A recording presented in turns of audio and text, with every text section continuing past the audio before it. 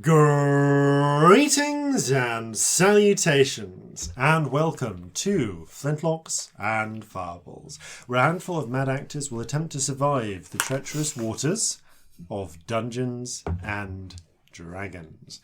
I'm your host and Sorry, everybody, Robbie put a dice in her mouth and I put Jason on the intro. It's how I roll now. I am your host and Dungeon Master, Jason Phelps. I'm just going to spit dice out. And I'm joined as ever by Robbie Dicetooth Bellekom, Samuel Dreidel-Nose Burns, and Ellie Roulette Ring Sparrow. There's the three I had planned today. Roulette So we've ring. got two. Roulette Ring. What was your Nose. An nose? arsehole. I was going to say, There's Robbie, a strong implication there. Arsehole. just roulette. make the noise every time you roll. They'll never know. I'm going to spit dice on people. It's like, I rolled a 20. If you choke, I'm not taking you to hospital because it's your own fucking fault. I'm going to watch you die and laugh at how stupid you are. That's what's going to happen. Happy end of year one. Hey! We've been doing this for a year. yeah. Yay. Technically, it's not actually been like it doesn't count as a full year until episode 53 because that's like released at the start of the year. But this is the Happy end New of the year, so Happy New Year. Yeah, when we finish this one, it's the end of the year. Yeah. It will be. That's the start of the next year. We will have done a year of this somehow. Yeah. Thank you for caring. Yeah. Like, in all seriousness, because I don't know if we would have got this far. Yeah, quite frankly, if people weren't listening at all, we'd have just stopped recording and kept playing. Yeah. We would but- still be playing. But Oh it god, would- yeah. But yeah, no, It seriously. wouldn't be what it is. Thank you for listening. Thank you for playing, and farewell from all of us. No! Very short episode. 3 minutes. No, but what were you saying just before we started that, like, 80% of podcasts don't get this I far? can't remember the exact stat, but like a hell of a lot quit in 6 months. Like, for whatever reason. Which is like Yeah, fine, by the way. it's No fine. judgment if you started a No, podcast you and do, quit after 6 months, yeah. but we're pretty proud that we're here. Yeah. Yeah. One of the reasons, exciting. like the biggest reason we haven't is you guys. Yeah, so thank absolutely. you. Fucking excellent with all of your art and songs and Just fanfics being and there. just, Yeah. just listening. Listening. Even if you don't engage in the community in the slightest, thank you for Yeah. listening. If you've never tweeted us, thank you. Yeah. And we Yeah. really, really appreciate you being here. We love you very, very much. Thank you. We're very excited. We've got fizz for the break and everything. Yeah. And I'd also like to thank you personally, Gerald. You know why. Oh, if there is a listener called Gerald, I know I said it doesn't matter if you don't tweet us, but Gerald, please tweet us. That would be so genius if that happens. I would fucking love it. In which case, thank you, Gerald, for doing that. But yeah, I mean, there's probably a listener called Gerald at some point. I mean, if there's one called Jeffrey, please let me know.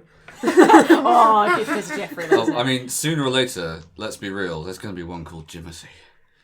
Is that? What's her name? What's her name? Like, one person has tweeted me with proof that they found someone called Jimothy once in a phone book. Okay. But yeah, if, Timothy somewhere. Where on earth was it? but yeah, if we're your commute, or we're your walk to school, or we're your day at work, Yeah. or your company while you're doing housework or whatever, thank you for letting us be there with you. We're very proud to be so. And Quite yeah, so. even if you've never talked to us, we love you very, very much. Yeah. And speaking of people we never talk to, it's time for us to cast our minds forward to future us and ask us, but never quite hear the response, apart from that one episode a few weeks ago. Future us, what messages from the present?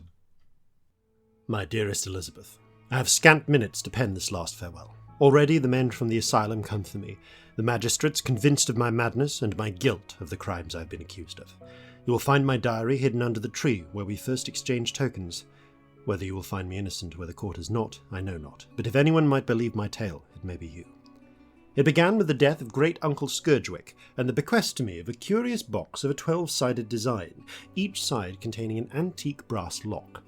No keys were included with the bequest, and while I long intended to have a locksmith see to it, I confess the contraption languished upon one of the parlour side tables as a conversation piece and a reminder of Scourgewick's infamous sense of humour.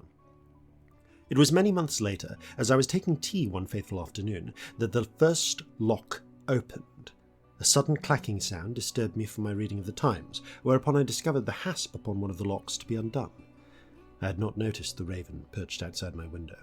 Exactly 1 hour later, the second lock opened, and I realized 2 ravens awaited outside my window, perched upon a tree. Thereafter, each hour a lock opened and a raven perched. At first I was excited, then mystified. I called in a locksmith, then a natural philosopher, then a priest, none of whom could explain the curious happenings, beyond some sort of hidden mechanism. Yet why would the ravens come? As evening turned to night, I fancied I could hear strange whirrings within the machine, or the fluttering of feathers from the otherwise silent ravens. I tried to ask them for answers, begging, pleading, even raging and trying to chase them away with a broom, but always they came back. When the clock chimed for the 4th hour of the early morning, the last lock opened. All 12 ravens croaked, and the box finally revealed its secret. I reached out with a quivering hand and found a single scrap of paper within, a message writ by a hand terribly akin to my own. Libris Arcana offers monthly or quarterly dice subscriptions. Head over to librisarcana.com, and for less than $12, just under £9, you'll receive a set of 7 premium dice and 1 randomly selected bonus die every month to sate the will of the die-hungry beast below. This month's set is Lemon Candy, a wispy yellow and white set of dice. It's Future Jason, with messages from the present. Listen up for a spot from our friends over at Infinite Deer during the break this episode. We have a very special announcement to make. We have our first ever convention appearance. We will be performing a live special at Pod UK 2020 early next year. The folks at Pod UK have very kindly invited us to be part of their lineup of guests, along with the Amelia Project and some others yet to be announced. You can catch us there at Millennium Point in Birmingham on the 1st of February 2020. We would love to see as many stowaways there as possible. We always love meeting you all. And that's it for announcements this time. Back to you, Past Jason, and a happy full year of Flintlocks and Fireballs. And a very happy full year back to you. Future us, past us, wishes you, future you are very happy. Yes. Flintlocks and Fireballs! Lanston. No, we did that. No, we did that. We did that, yeah. That'll be a cute video. Yeah. Check the social needs.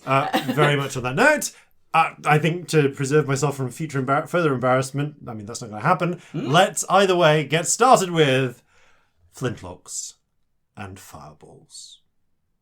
Our land stands on the sabre's edge. Our cities are a powder keg. Brother chains, brother, no one's free. A life on land is short, you'll see. So gather your muskets, gather your spears, we'll plunder the shores of Calcinea. No kraken, storm or spell we fear, so come and sail with us, my dear. Previously on Flintlocks and Fireballs.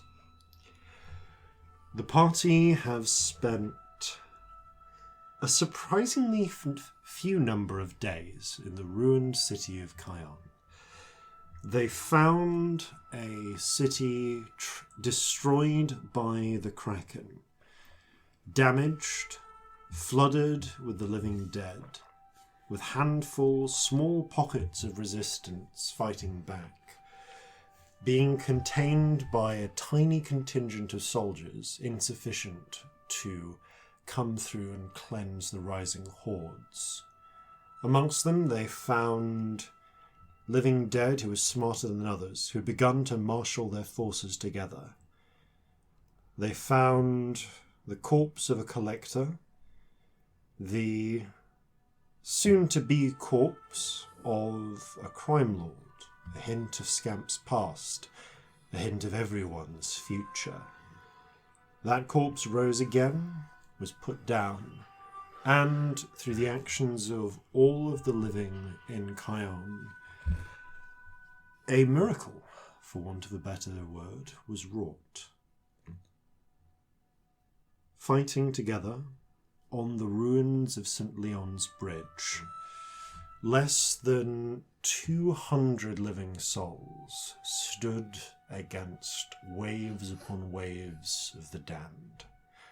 And through careful planning, the judicious application of quite a lot of magic, So much magic. So many fireballs. some last-minute aid here and there, and some very well-placed shots, fireballs, and sword strikes, the day was saved.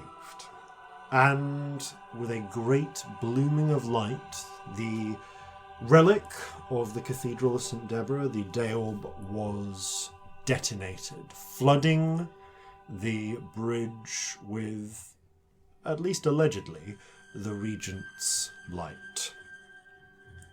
As the light clears, here on the first of first shoots, 1798. There are black spots in your eyes as you are blinking back. The ringing in your ears is beginning to fade from just the wave of light and sound that came out. But as you stare around, you can see the legions of the dead either side of the river. Those on the bridge are now dust. Fragments of clothing lie scattered in piles. Broken pieces of armor just left clattered on the ground. And as you look around, just a moment of attention there. As you look around, you can see here and there, more than here and there are also bodies. Bodies not risen, not fighting, but those who gave their lives in this fight. Of the 200 souls that came to fight this day, perhaps 130 are still standing. Better odds than you might have expected, but still losses. Perhaps a couple of dozen within the ranks of the wagoners, those who fought against the armoured legion of the dead, but the majority coming from the survivors of Gulltown and those who came from the cathedral to lend their aid.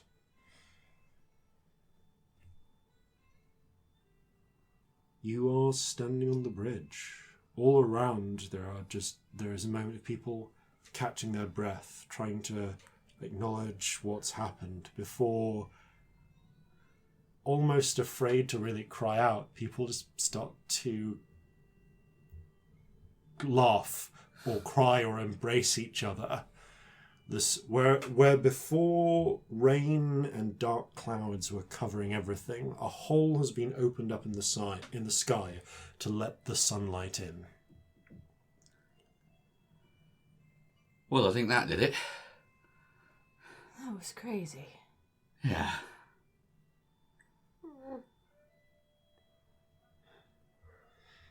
Leah kind of stumbles over to you, parts of her clothing smeared with just vaguely brownish and blackish stains, although the actual pieces of undead that were on her have now evaporated away.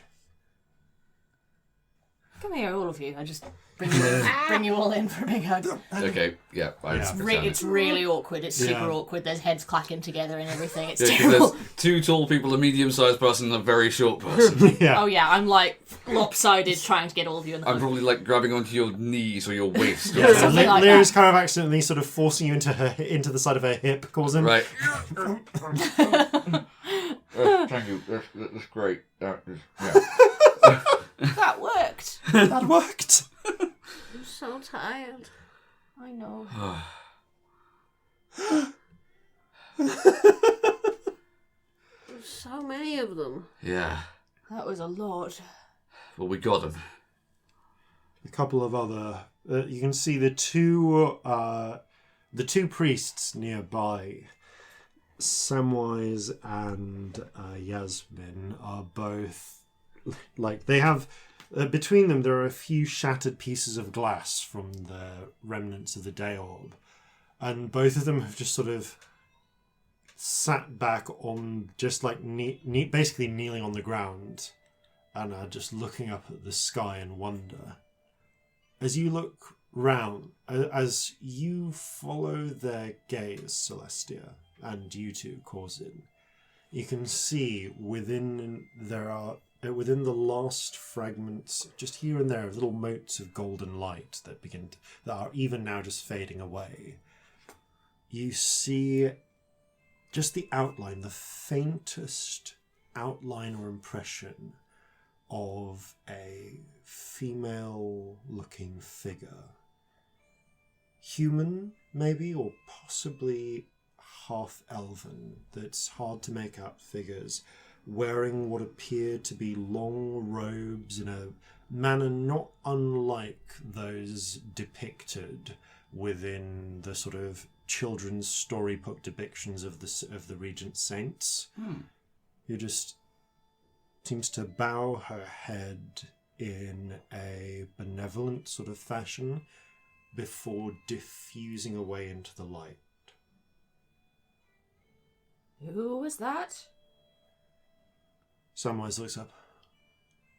That would be St. Deborah, our patron saint. Okay. How much will I know about St. Deborah? Roll a religion check. Can I roll it? Yeah. Deborah's a hilarious name. I love it. 12. That's a 16 from me. St. Deborah, just checking my notes. I played truant from Regent School that day. You don't know a great deal about her story. Corzin, you're vaguely aware that she's acknowledged as a patron saint of shipbuilders, amongst others. Not surprisingly, favoured in a port town. You vaguely recall, actually, Celestia, overhearing one of the sailors on the Regret murmuring a quick prayer to St. Deborah. Apparently, there was some sort of miracle that she did involving bringing home a boatload of fish while everyone was starving, and then bringing back the same boatload of fish 100 times in a day, and feeding everyone until relief came. Oh, she's the one with all the boats and the fish and shit, isn't she? It's a slight wince from Samwise. You could say that, yes. The shipbuilding one? Yes.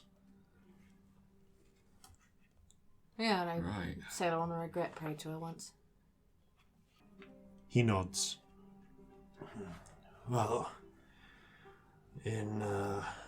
she was, in life, she was a mortal saint who ascended and carries the prayers of some on to the older saints and thence to the Regent. Well, I'm not going to look a gift horse in the knees.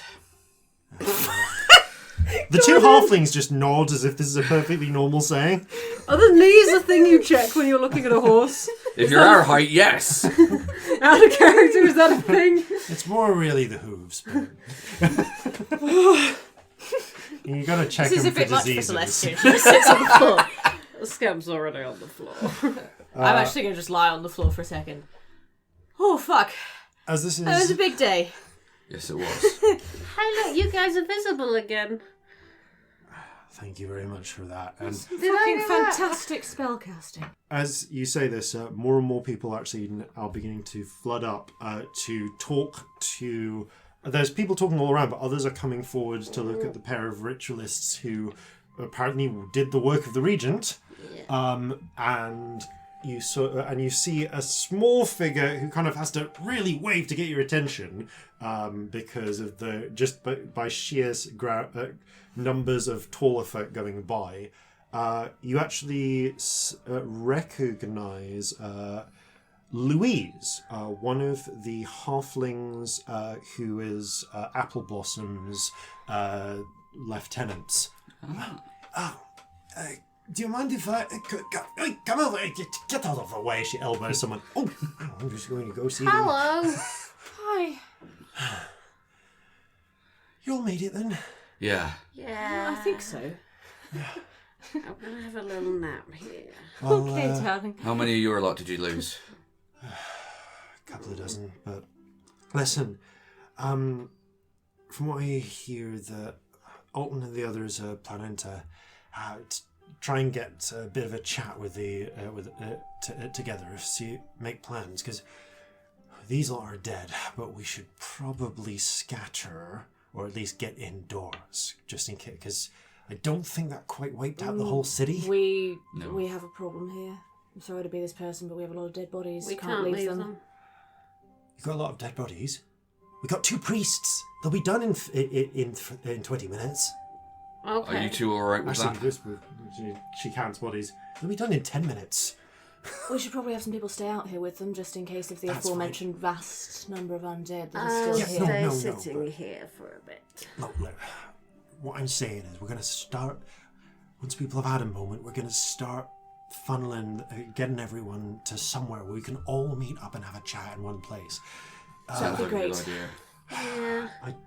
It's a bit of a bother with the bridge, but you got those weird horse things, right? Yeah. Yeah.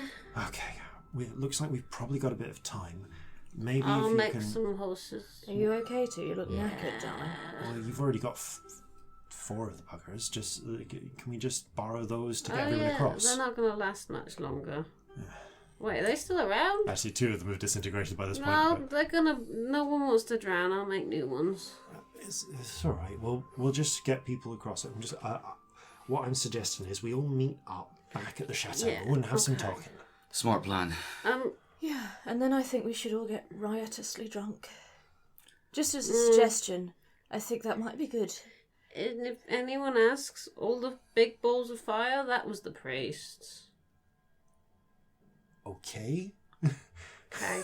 She seems a little confused at this, and then seems to clock who and what you are, and goes, "Oh, Yeah. Yeah. Is that going to be a problem?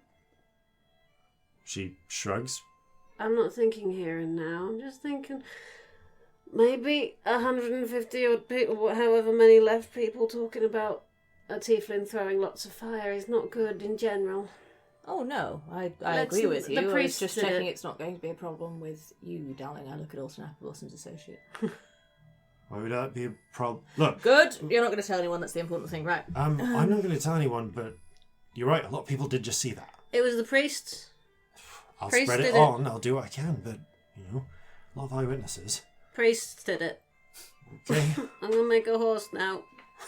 And I'm gonna draw some really, really dodgy horses on the floor. They're gonna be the weirdest yet. Yeah. I'm going to have some opium. As you light up your pipe and sort of sit down, Oh, with the aid. back up to 2 points of addiction. Points of I did addiction, roll there you go. Thank a you. save in between episodes for the night Yeah. that I forgot to roll a save for, so I'm now back up to 2. Cool. You, with the short distance that needs to be covered, you very quickly, and you only really need to create one more horse, and the existing 2. I'm gonna keep making horses till Yeah. someone stops me. Until eventually someone shakes you. You see Louise kind of shakes your shoulder. Is like, I think we've got everyone across now. Oh, do you want more horses? I think we'll be all right. Okay. She tries to give you a hand up. Come on, Okay. come on. I'm gonna try and help them as well. Do you want a piggyback, darling? Yes, please. Work it on. I got shorter, it should be easier. Am I the same weight, though? I mean, you're still fucking heavy as shit, my darling. I eat a lot of chocolate. Where's my chocolate? Have some fucking chocolate, you need it. I'm gonna eat all the chocolate. Checking for your chocolate bowl. Yeah, no, it's still there. No one's pickpocketed your chocolate bowl during a massive fight. There'd be a lot more fireballs if I, someone's taking my chocolate. I put the child on my back with my pipe of opium sticking out my mouth like the worst mum in the world. I'm gonna fall asleep there. Alright. And you. Jeffrey! Oh, good. Jeffrey. Jeffrey also falls asleep. You make your way, as do a lot of people, back towards the chateau. After a little bit of rest, Alton summons essentially the leaders of everyone who was involved in this back to his war room. So, you're all invited in, and within the war room itself, you see on one side towards the head there is Alton, flanked by his two sort of primary lieutenants, Victoria, the blonde human woman who seems to be dealing with supplies and quartermastery, and Samuel, the very black, heavily browed halfling. Around the table as well, Philippe is there. Mm-hmm. You can also see there is Samwise, the cleric, otherwise known as the bishop. Elodie, the de facto leader, at least for the moment, of the survivors of Gulltown, is there as well, as is, with people giving the pair of them a slight berth, Saccharissa, the self-proclaimed priestess of Dionysus, and curiously enough, Smiler. Oh no. The orcish mime. I wave at him. He waves back. Smiler's black and white clothing is still marked with the same kind of ominous stains as everyone else's. And now that you look at him, you kind of comes to mind. There's some brief flashes of him in the midst of the berserkers attacking the cannon battalion. And he does actually have, sheathed his back, a very real and implausibly sourced daikatana, which he must have looted from some sort of dragonborn expat at some point. Huh. Well, that's somehow less scary than an imaginary sword. As the five of you enter... Are there biscuits? It's a meeting, there should be biscuits. There are no biscuits. It's a meeting hosted by a halfling, there should definitely be biscuits. There are some slightly sad tarts made from what they could find. Slightly sad tarts. Upset prostitutes. They appear to be, as you pick one up and bite into them, it's kind of bland pastry with, oh yeah, that's onion chutney. I will eat them. It's a slightly sweetish onion chutney, but still onion tarts. I'm just going to smoke my open and get a bit of whiskey out to myself. Fair. And as the five of you enter, as Leah and Clara are there as well, Apple Blossom looks up, and you can see he himself has a couple of recently bandaged injuries of his own. Oh, guess you all made it then. Luck of the halflings didn't desert you. Not remotely surprised to see you still alive. I don't think you can actually die. I know at least I know a large number of walruses and zombies who would disagree with you on that, but all right. Right. Someone who gave it the good old try, but takes more than that to keep you down, I'm sure. So, guess what I wanted to... First of all, we're alive! Yes! Hey. Hold on, everyone! How are we alive? Are there any more of these tarts? There is still... Bloody hell, you've gone through a few of those already. Yes. Louise, could you go and see if we've got any more of the tarts in or anything? Yeah, thanks. Has your bowl still got... Can you make some chocolate or sweets or something? I've done that. I've eaten them all. For today, 3 bowls? No. Ignoring your voices, and in answer to Alton's previous question, or indeed in answer to the question of how did we survive that, Samwise speaks up and says, well, I know it's going on about a point, but I think I can legitimately say here, by the grace of the Regent and St. Deborah. I think we can probably say by the grace of a lot of really hardcore planning. And Saccharissa pops up. don't forget our special friend. Yeah, I saw somebody over there. I know. She rolls her eyes and giggles to herself. A lot of people are giving her weird looks. Like, yeah. Good to meet you, Miss Sakarisa. Right, Alton. Nice to meet you. You're with the horns. Oh yes. We shall have a fine party.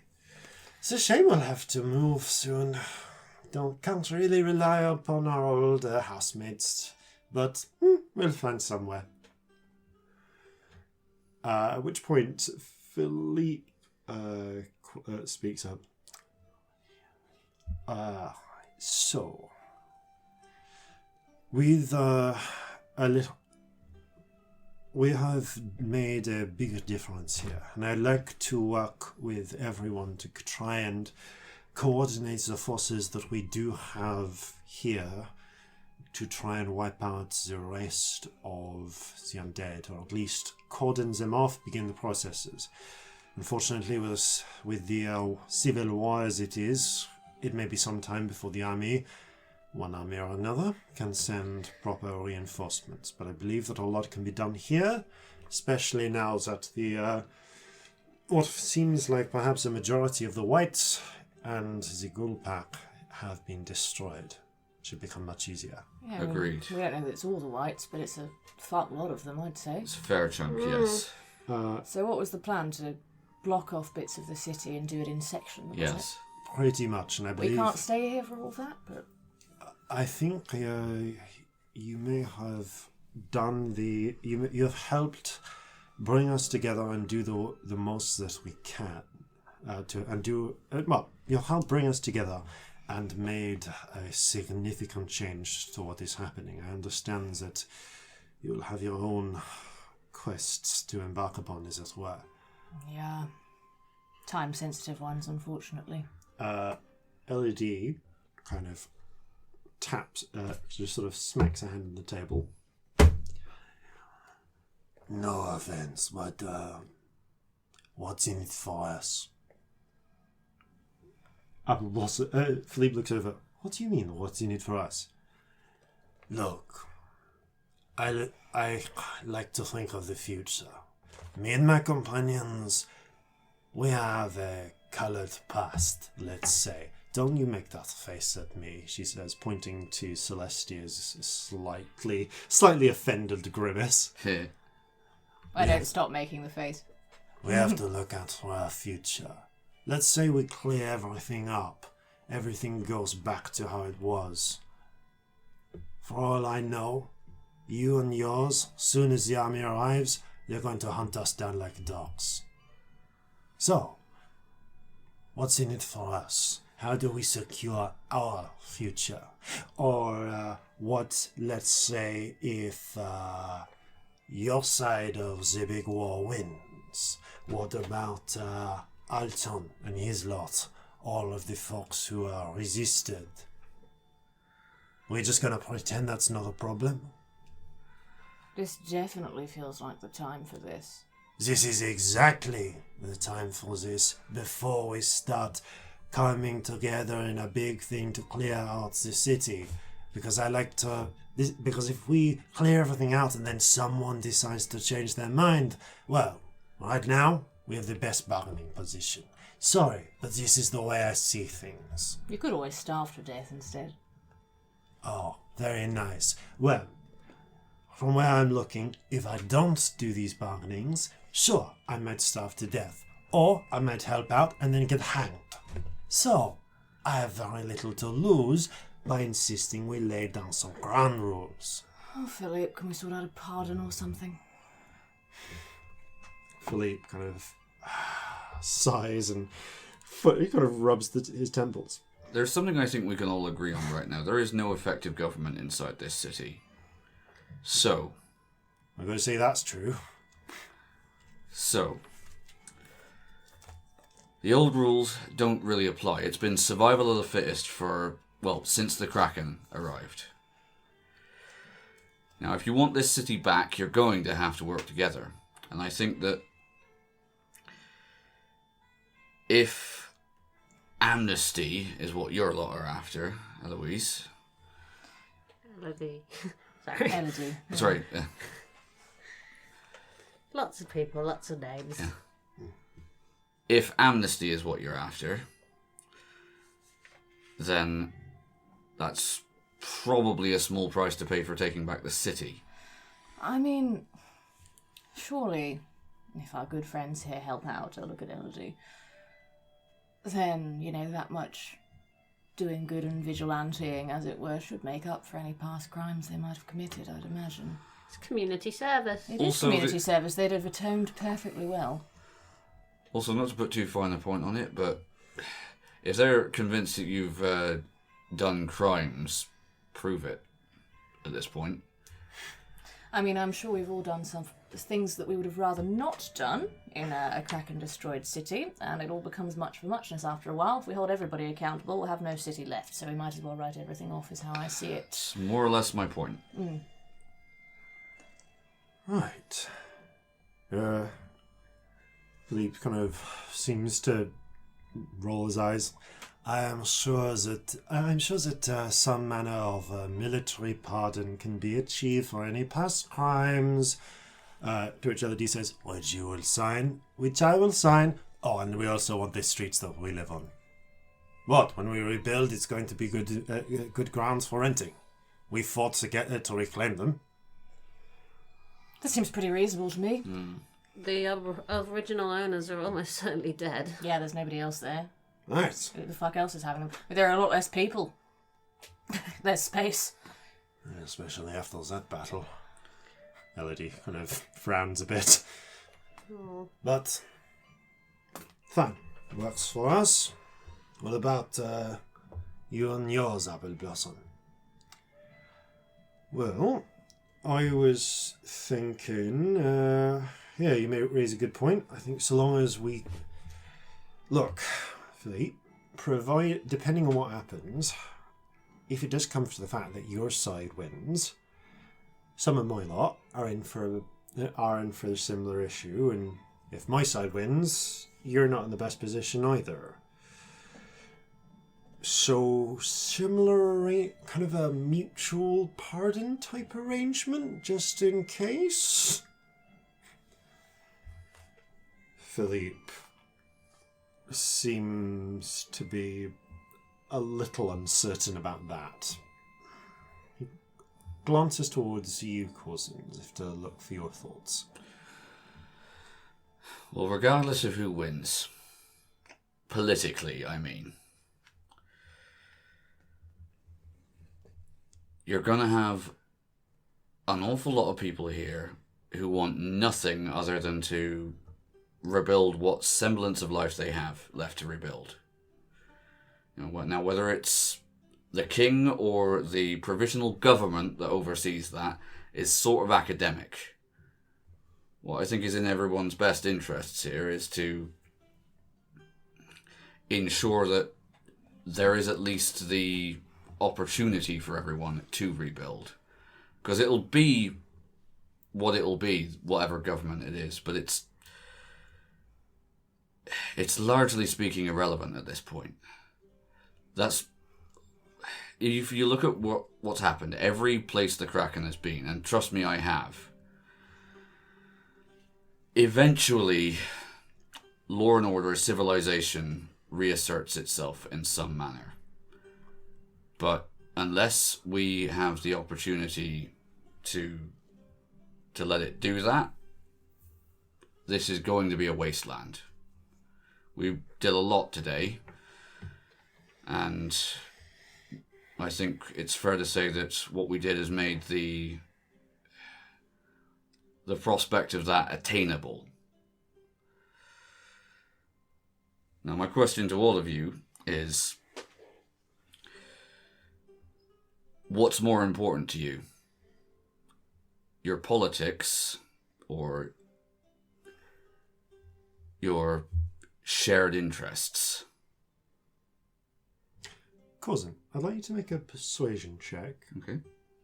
I'm adjusting the DC based on what you've said. Okay. Oh. 7. 7. Can I bend luck? You can bend luck. Oh, it only takes it up to a 9. Okay. Philippe seems to consider your words and cautiously nods to Apple Blossom. He does the same. But at which point, however, Samwise speaks up, the bishop. Well, that's all good and well for a... it's all good and well for a secular arrangement, but no offence, Miss Saccharissa, but I'm not sure that your cult can really exist in a completed once Cayonne's been rebuilt. This is not the time for theological differences. Now's not the time for that argument. Yes, there has been stuff done during this time, by everybody who's been trying to survive. Now's not the time to point fingers, it's not going to help anyone. Everybody has killed people, everybody has done what they needed to do to survive, okay? Everyone's done what would be considered crimes in a normal space. Yes, Saccharissa has, but I'm sure your lot have too. And what we need, to be frank, is to agree that at the end of all of this, when we're done surviving, everybody gets a clean slate and a try at a new life. I think everybody in this room has earned that. Certainly by allowing it to happen. Yeah. People cope with disasters in different ways. Everybody in this room has gone about it a different way, and that's okay, that's what people do. But when it's all done, everybody needs to know that they have a chance at a normal life. That's fair, that's right. This was a disaster, it was a travesty, and we all need a way to move past it. Begrudging that to any one group in this room would be the same as not giving it to anyone. You can't discriminate because she doesn't believe in the same God as you and she's gone about it differently. And you can't discriminate because these people did crimes in the past. I pointed the Wolverines lot. You just can't. Because otherwise there will never be a city at the end of this. If you don't all work together, all of the people in this room, it needs all of you. None of this will work if one of you doesn't cooperate. I think if today has proven anything, it's proven that. There needs to be a truce. And there needs to be a new start after it. Celestia, roll a persuasion check, please. God, I'm so nervous. Oh, which one of the dice do I go for? Mm-hmm. Oh, God, mate, that's not good. That's a 16. I'm going to try. Have anything, please. I've got a few sorcery points left. That's an extra 2. 18. The bishop grits his teeth a little and seems to stare at Saccharissa, who smiles sweetly and takes a swig from a bottle of something.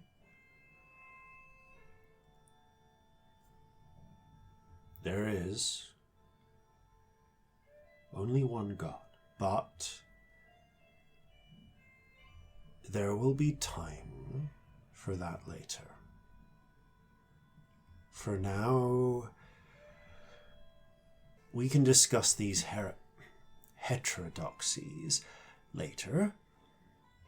For now, as you say, a clean slate.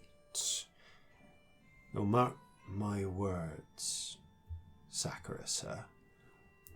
Once we have this city back together, I shall be watching you and yours like a hawk. Just in case. Just to really hammer the point here, the whole point of this is that people, when the city is rebuilt and they're trying to rebuild a new life, don't get fucked over. So if you're planning on doing that, I'd like you to reverse that plan. I don't follow the same God as you. You've worked with me.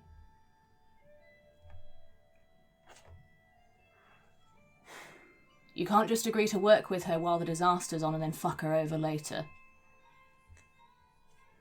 You've got to agree to a new start, okay? You know, if she murders people afterwards, fine. Whatever. But you can't just be waiting until it's all done. Sure, the Regent wouldn't like that.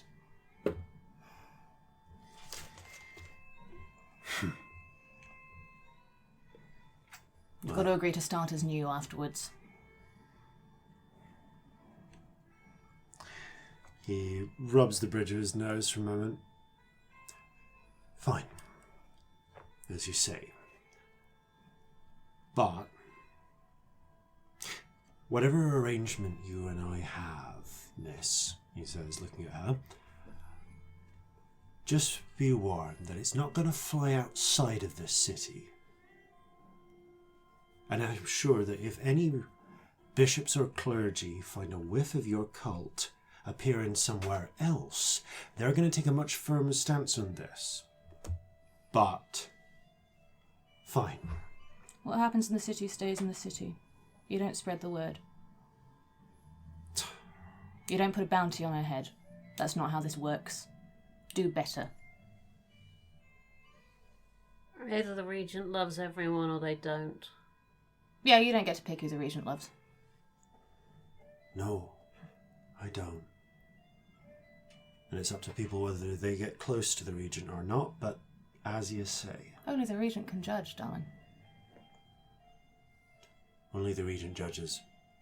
But they do tell us what the rules are to judge by. Now, fine.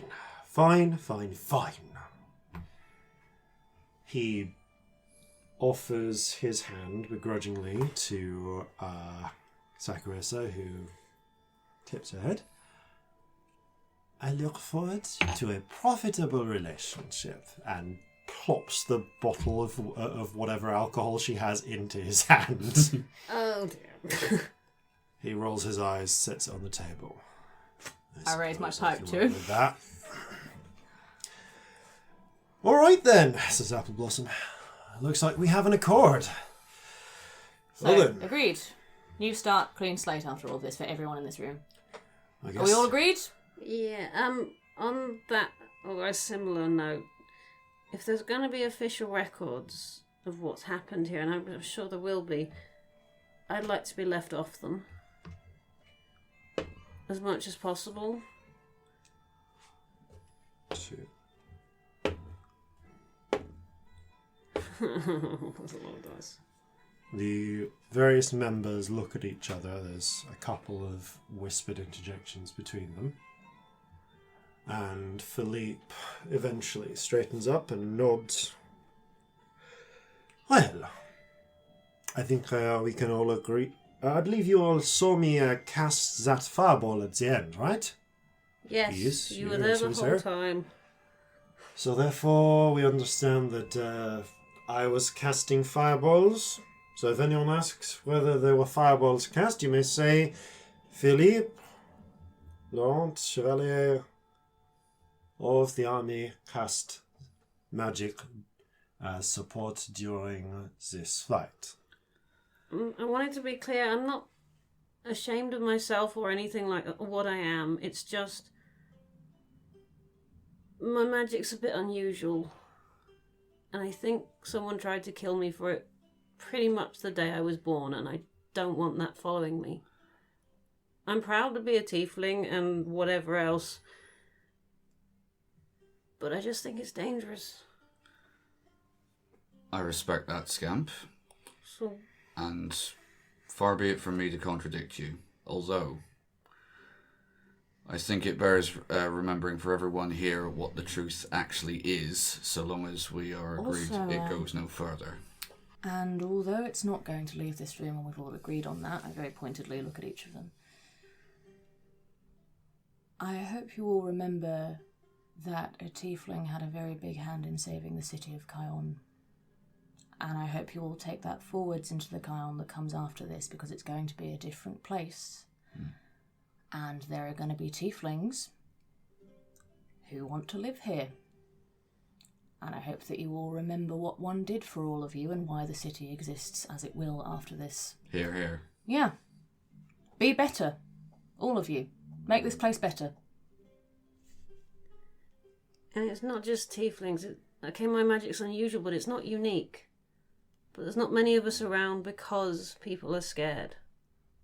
There's a word associated with it that people don't say, except in fear.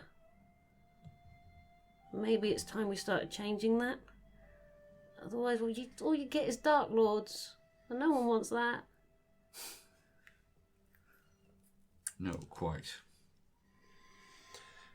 Well, says Sakurasa, I suppose I can drink to that.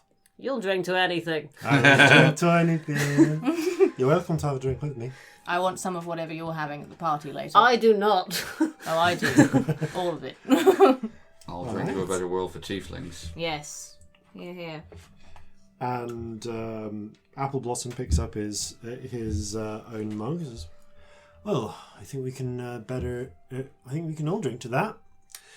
To this, I suppose, first, on account of the old City Hall ones, solidly dead.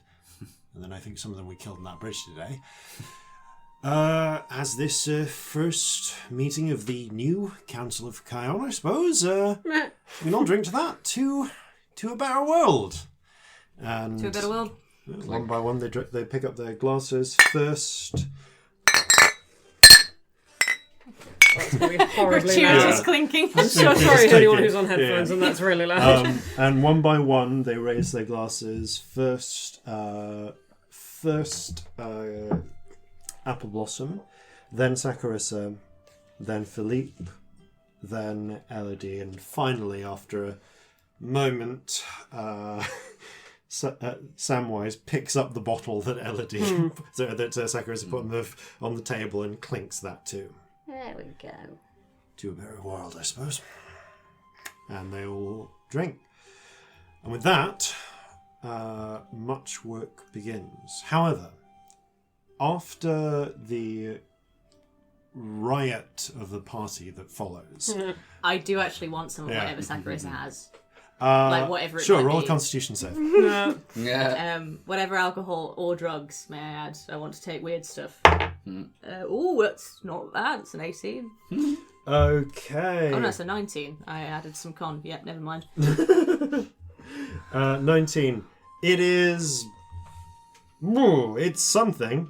It appears to be a mix of that gut rot that you had, the Witch's Brew. It appears to be somewhere between the Witch's Brew, a little bit of Dwarven whiskey. There's something that tastes kind of mushroomy in there, and colours become brighter for a while. And you swear you see two versions of Smiler at one point, both of whom are pointing at each other and laughing. Celestia spends a lot of this party giggling Yeah. at things that aren't funny. But yes, as that's... I also sing a lot of songs on my Dionysus guitar. Some funeral songs, some just party stuff. And indeed, as the as the day progresses, there is much rejoicing. The chateau is filled with the sound of partying and revelry. The survivors of the battle, those others there, engaging in whatever revelries they can. Very much heightened by the arrival of the horns. In fact, very soon, the rest of the horns make their way over. Being as their original campsite is a little bit less secure now that 30 man-eating monsters are no longer there, but they clearly have some plans for whatever they for assisting in the reconstruction and clearing of the city. At one point during the various chaos, your approach, I'll say that... Yeah, Scamp.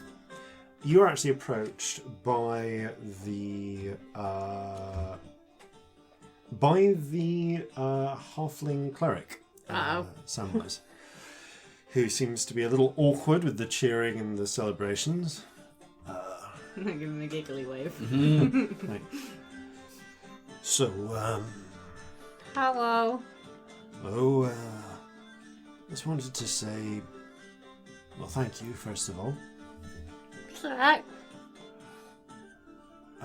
I've heard from some of the people talking about that you found a ship. Yes. Isn't it? Now, I know that certain members of your team may not have the best opinion of me, but I do care about the people that I am looking after. I know. And a number of them would be perhaps best off not in the city if we can manage it. I know that I've spoken to Philippe already, but he's not quite in a position to open up the gates until we can secure a corridor to one. And we're not in a position to do that yet. We might be able to bring some people over towards the dock where it's positioned in, with the help of those folk from Gulltown. I was wondering if perhaps tonight or tomorrow you might be willing to help us load them onto the ship and get out of town. We'll need help launching it, I think, but... You'll have the bodies. Prioritize those who won't survive otherwise. I think that sounds obvious, but the elderly, the young, Of course. the injured.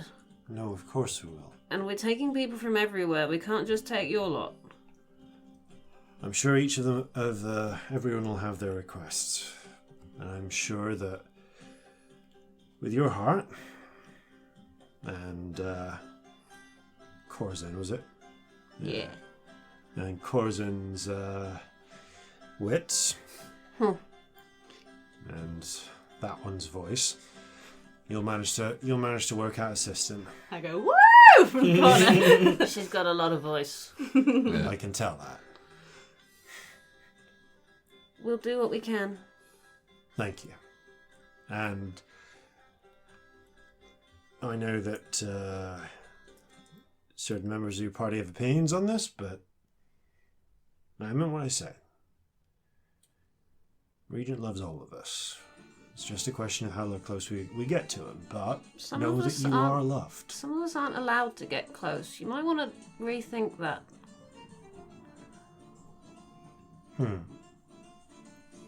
I wasn't allowed in church.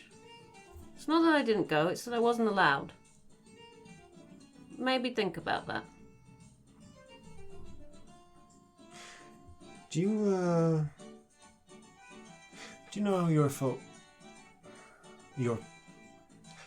how tieflings came about? Vaguely, yes. But lots of our ancestors are monsters. Not all monsters... It doesn't always show. The demons weren't just monsters. They were the shards, the things that thought themselves gods, that refused to accept the guidance of the regent. They turned away, and they wrought their will upon people. Do you punish children for the crimes of their parents?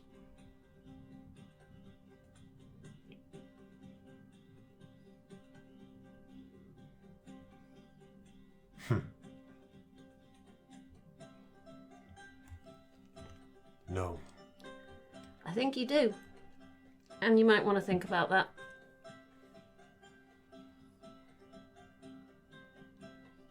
Maybe I do.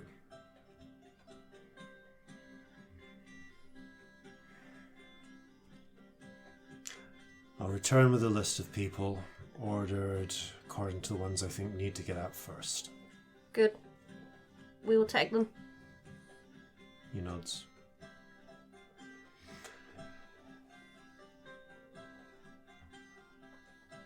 If you send any more tieflings my way,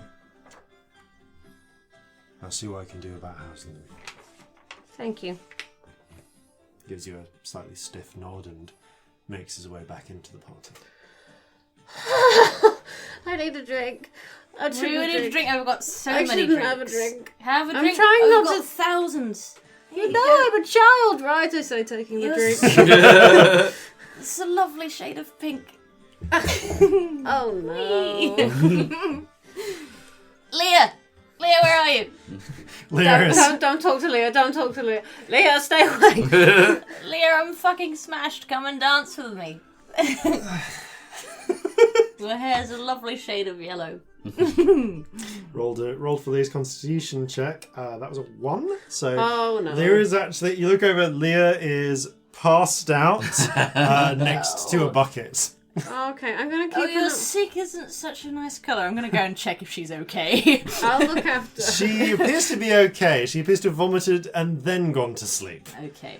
I'm going to, lie her in a comfortable position with my coat under her head. And just, arrange Yeah. her so that she's all right, you know. Maybe carry her to another room where it's a bit less dancey. Yeah. I'm going to double check, well, 2 things actually. First of all, I'm going to see what Clara's doing. Okay. I'm glad Make, someone is. make an investigation check, first of all, to find her, because there is a huge party going Yeah, on. fair dues.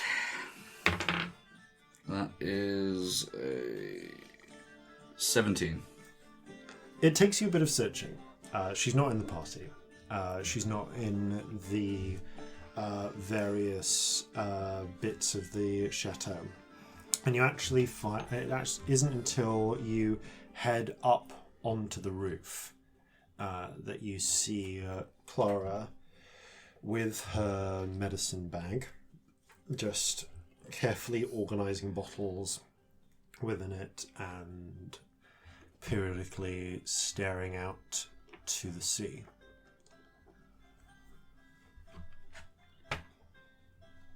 She doesn't seem to have heard you approach. Alright. I suppose I don't make noise, do I? No. Alright. Not unless you want to. I am going to deliberately try and make some noise approaching, just so as not to startle her. Grind your foot a bit to move, and you have to move it quite a bit to actually create a deliberate sort of gravelly sound. It's really funny if you just sort of stand there. And I draw up level with her. She's sort of looking out over the ocean. She slightly cocks her head as you make the sound and then waits for you to sit down. I do so, and I say, Corzin? are you alright up here by yourself? Bit many people down there. Don't do well in crowds. Not really in the mood for it. I can understand that, although... Well, for what it's worth, there was a long time in my life where I kind of thought of myself as separate from people. Like, because of the things that had happened to me, I couldn't be people. I couldn't be with people. And I mean, goodness knows I've not been the paragon of this, but I think it's fair to say that it's important to remember sometimes that we're not separate from the people who are around us. We're only really as separate as we choose to be.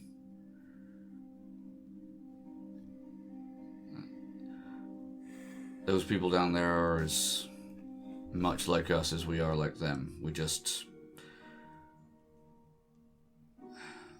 Well... It seems almost unfair to say that we were lucky, but we were... Well...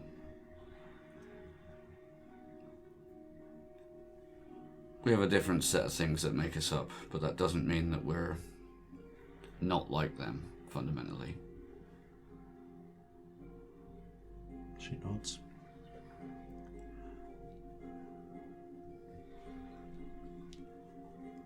No, there's not that much different.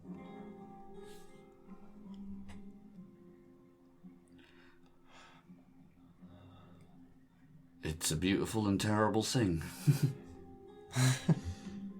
Yes, it is.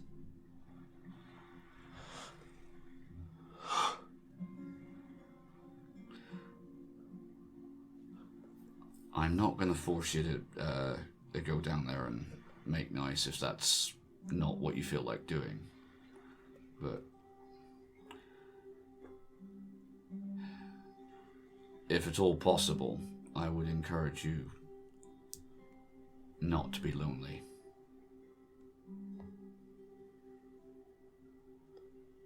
I'm not sure I know how to do that, but I suppose I could try. She glances down at her bag. A little over 2 weeks left. Of the... She nods. Well, I think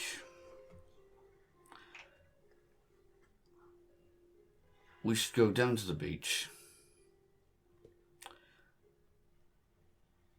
and do something that a kid of your age should do at least once.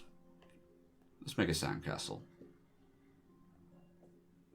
She raises an eyebrow. Make a persuasion check. Oh, I so hope you do well on I this. really want you to make a sandcastle with her. Oh, God. That's a 5. Oh, no.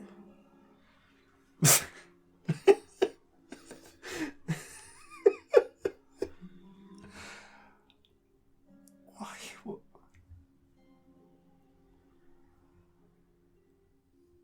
I'm not 6. I know.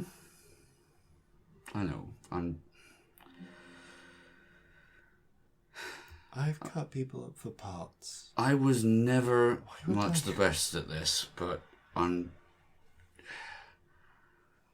trying to do my damnedest to ensure that you have at least some semblance of an actual childhood. Because, let me tell you, as someone who's been an adult for a long time,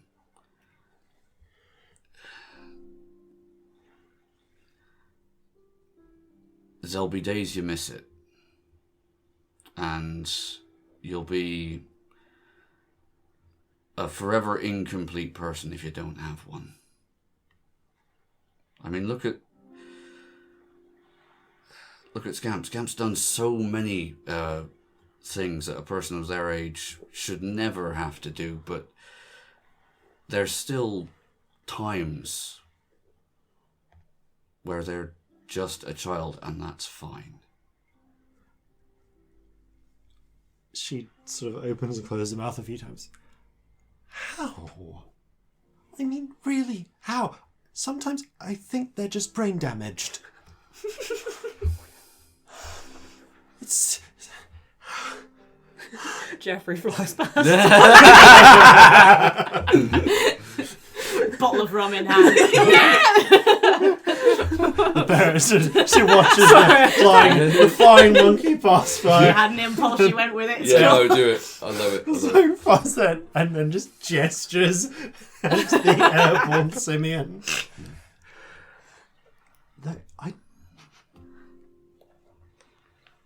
But I realise that's probably just me wanting it to be true. Yeah, and I know all about wanting things to be true that can't be. I don't...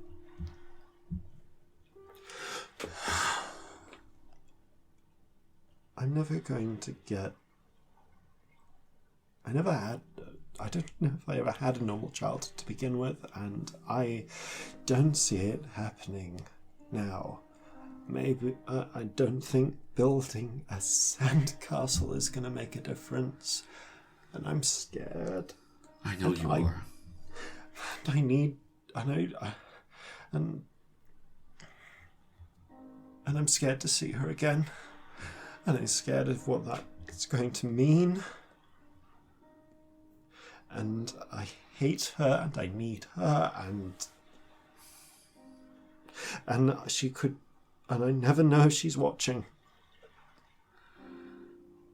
Well, we're all in that boat, I think it's fair to say.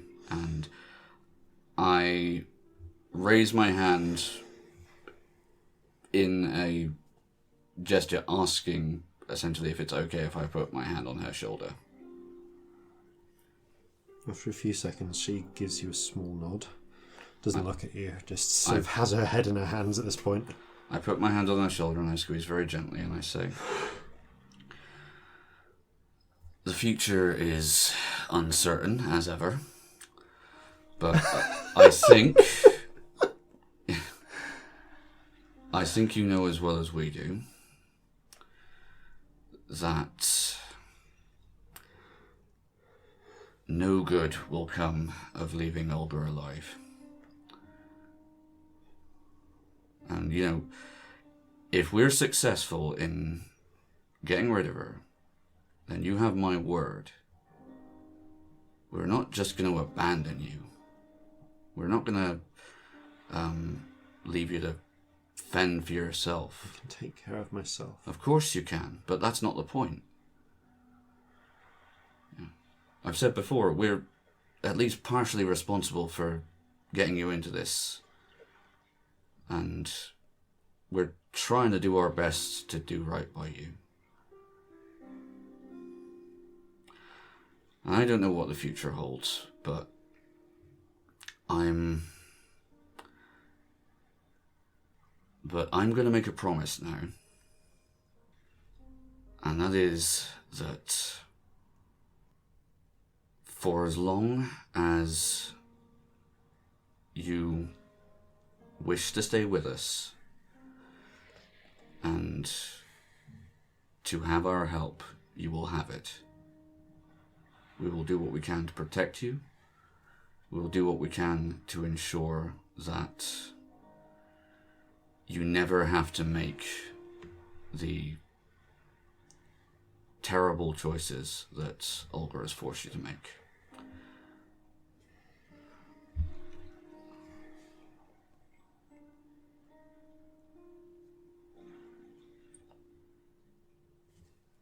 When you were in Meadmere with her, Yes. you saw my wife Molly, didn't you? Yeah. Well, she's pretty. Yes, she is. Well, And you're a good father. Regent knows I try to be. I don't always succeed, what with being away so much, but Mine was around all the time and he didn't do as well. well, I remember shortly after I first met Molly, and we first started having feelings for each other, she and I went to a carnival of sorts. It was just around it. We had a lovely time together, and at the end of it, after she'd thrashed me on the coconut shy, we all know those things are rigged anyway, but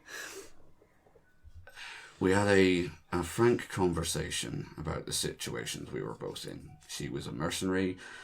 I was, well, goodness knows what, to be honest, but it might have ended there and then. But I wanted to make a go of it, and so did she. And I said to her,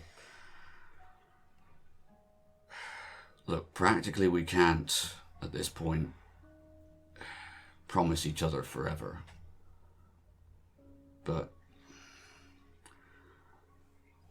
I'll start out by promising you today, and tomorrow, and tomorrow,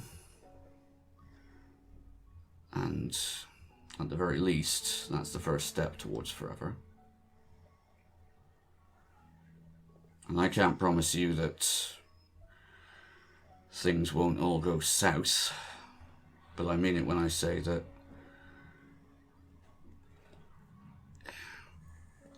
we want to do what's best for you, and we'll be there for you if you need us. You're not alone, and you don't need to be.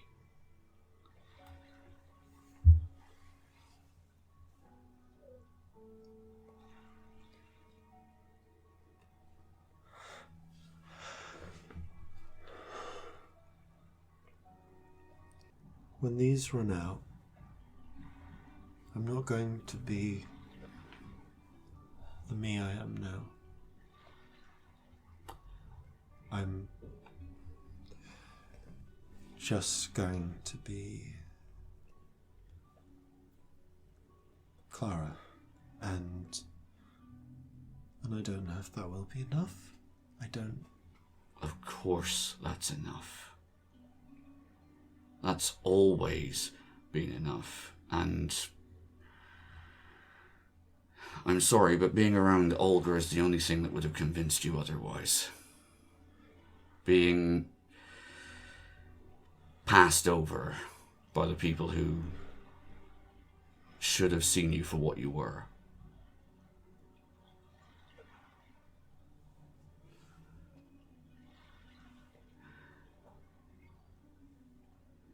You're smart with or without that. And as convenient as I'm sure it is, you will ultimately be stronger without it.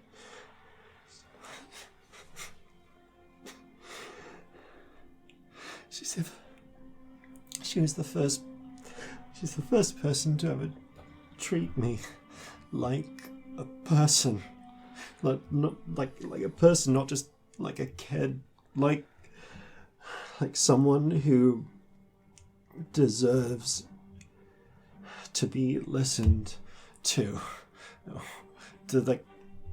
someone that can be trusted to actually. I felt like she was the only person who could see me for what you really were. For a person.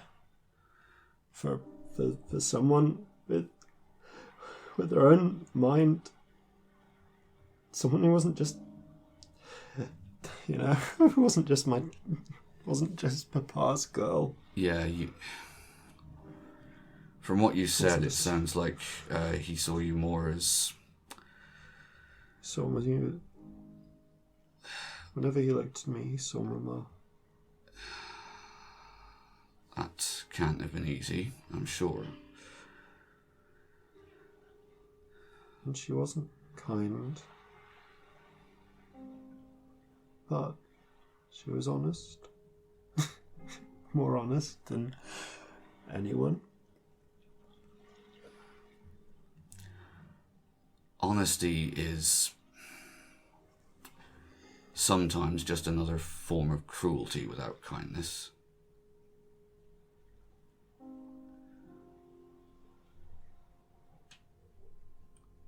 And I'm sorry that you have received so little of it. But, well, if I thought for a second you were just some scared, helpless little child, then I'd have done my best to put you in a place where you were out of harm's way, but I know that you're so much more than that. And you're right, you do deserve to be respected, and your wishes honoured.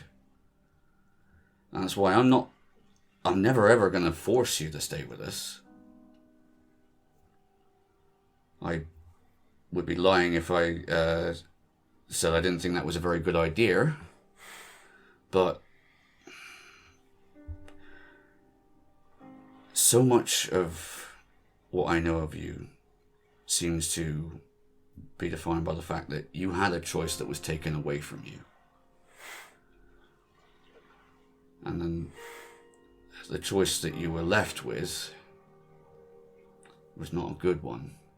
And you made it anyway. The last person to judge you for that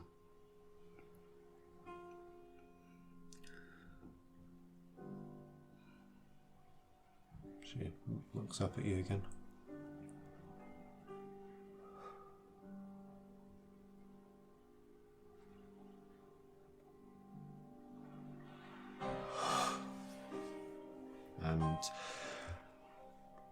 And you still have your hand on her shoulder? Yeah. She just sort of leans into your shoulder and slumps a little bit. I slowly just give her a hug.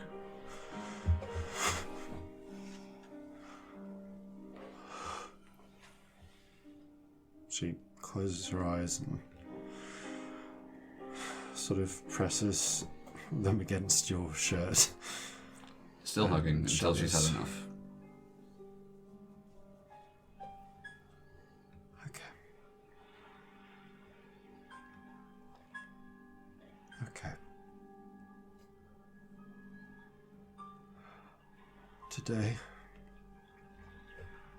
And we'll see about tomorrow. Right, you are. And she doesn't say much after that, just sort of leans against your shirt for a while before eventually picking herself up, rubbing her eyes and collecting her bag. I'll do my best with the party. I'm proud of you. I don't think you get to hear that a lot. She gives you a bit of a half smile, nods and makes her way down. Right. Once I've watched her out of sight, I will stand for a moment and then I will go and see if I can find Apple Blossom. And it doesn't take much for you to do so. Oh, my heart. Yeah. Corzin is the best dad. The best dad. Had a Can good you old be my cry dad, at that. I bet a lot of listeners did as well. Jesus. So, you find Apple Blossom. Apple Blossom has, as Apple Blossom's always been his way, he's surprisingly not 3 sheets to the wind, all things being considered, although the people around him are. And he kind of beckons you closer. Oh, Corzin, good to see you. Would you like... She beckons you really close and sort of you look at the people around him. He holds up his bottle. He's like, right, would you like to try a bit of the... So there's the local stuff. Yeah. And then there's what I like to call Apple Blossom's Best, which is my secret trick. Oh. He leans and whispers, it's actually just apple juice. I win so many wagers this way. Right, you are. He taps a small pile of silver coins in front of him, and then I would be delighted for them. that, but if I could beg a small favour from you first. Sure. All right, and I point out Clara and wherever she is in the crowd. I say, She's kind of in the corner of the room looking upward. there's a young lady over there who is... Well, crowds are not her thing, but if you could just ensure that somebody keeps an eye on her, make sure she's all right, that she has eaten in like the last 12 hours or something. I'm sure she's not the only child here, but it's she's a person of significant importance to us. You know what? Yeah, sure. I'll make sure some people keep her company and so on. Right, you are then. Now, how about that special? All right. You sure you don't want to try some of the actual stuff as well? Why not? All right. Hey, you know what? I'll bet you a silver coin that I can outdrink you. You're on. I'd like to do something very, very dumb. Yes. So, obviously, I've made sure Leah's safe, which, because I'm that pissed, just consists of sticking her on the floor in another room with her head on my coat. I'm going to make sure she's actually safe. Yeah. Probably best somebody else does You that. check through. She is basically snoozing in the in the same recovery room as the various some of her patients. Okay. There is one of the wagoners who is a couple of the wagoners who are a bit more sober than the rest, going to give you a nod as you check in. It's like one of the wagoners gives you a smile, and she says, like, "Don't." It's like, "We'll keep an eye on them. Don't worry." Thank you. I would like to. What's the cleric of Dionysus' name? I've forgotten her name. Saccharissa. I'd like to find Saccharissa and try and get her to dance with me. I would imagine I'm off my tits. Absolutely ragingly high and drunk. I just walk up to her like, "You are a beautiful shade of orange. Your hair is fantastic. Do you want to dance with me?" Well, of course. Fantastic. Let's go. Let's dance. Come on. Yes. Roll performance check with disadvantage. 24. You engage in a furious series of jigs and dances with her, and pretty much and pretty soon there's one of those like musical affairs that begins clattering up around you as a variety of someone gets out a fiddle and starts playing. And you are the toast of the room. Yes, we give a wonderful performance. I'm a pain in the arse for the whole thing. I danced slightly too close with a few people. Yeah. Whoops. As you're actually doing one of the dances with her, she comments, I did not know you were so blessed by the God Lord. Yes, I throw up the horns. And of course by our favourite one. There's the horns in the other horns. That's very clever. I have seen dreams of the God Lord. Oh, that's weird. What are one? Indeed, but they are sailing upon a ship, and where they go, they part to form the storms. I mean, I think we might have literally been talking about sailing away on a ship this evening, but yay! Is it vision? Prophecy dreams! Ooh. Your dress is very soft. Oh, feel the fabrics. Yeah, it's really soft. I like it. What did you give me? Fucked. I'm not sure if I just found it in a basement. Your hair is amazing. I want to put my face in it. I put my face in her hair. She shoves your face into her hair. Yay! We really should send a sending this tonight. But I'm not sure we can. I'm not sure that Celestia's in any fit state. I don't hear you. I rolled a 1. Mind you, I've got something else. If that's just... And I sort of mouth to Apple Blossom, apple juice. How did you get the bubbles to float up to the surface like that? Oh, so I've got a friend who... so it's the old family trick. We worked out a way of making making the cider so that so it doesn't actually have any real content to it. Oh. I think they put like a sort of soda or something into it, and then that gives it the fizz. I suppose that'd work, wouldn't it? Yeah. Well, it'd be a good one, actually, for the little ones. Not a bad idea. I'm still dancing with still dancing away with Saccharissa with my face in her hair going, this guitar is from Dionysus. I call him Di because he's my best friend. I know. I have dreamed of that also.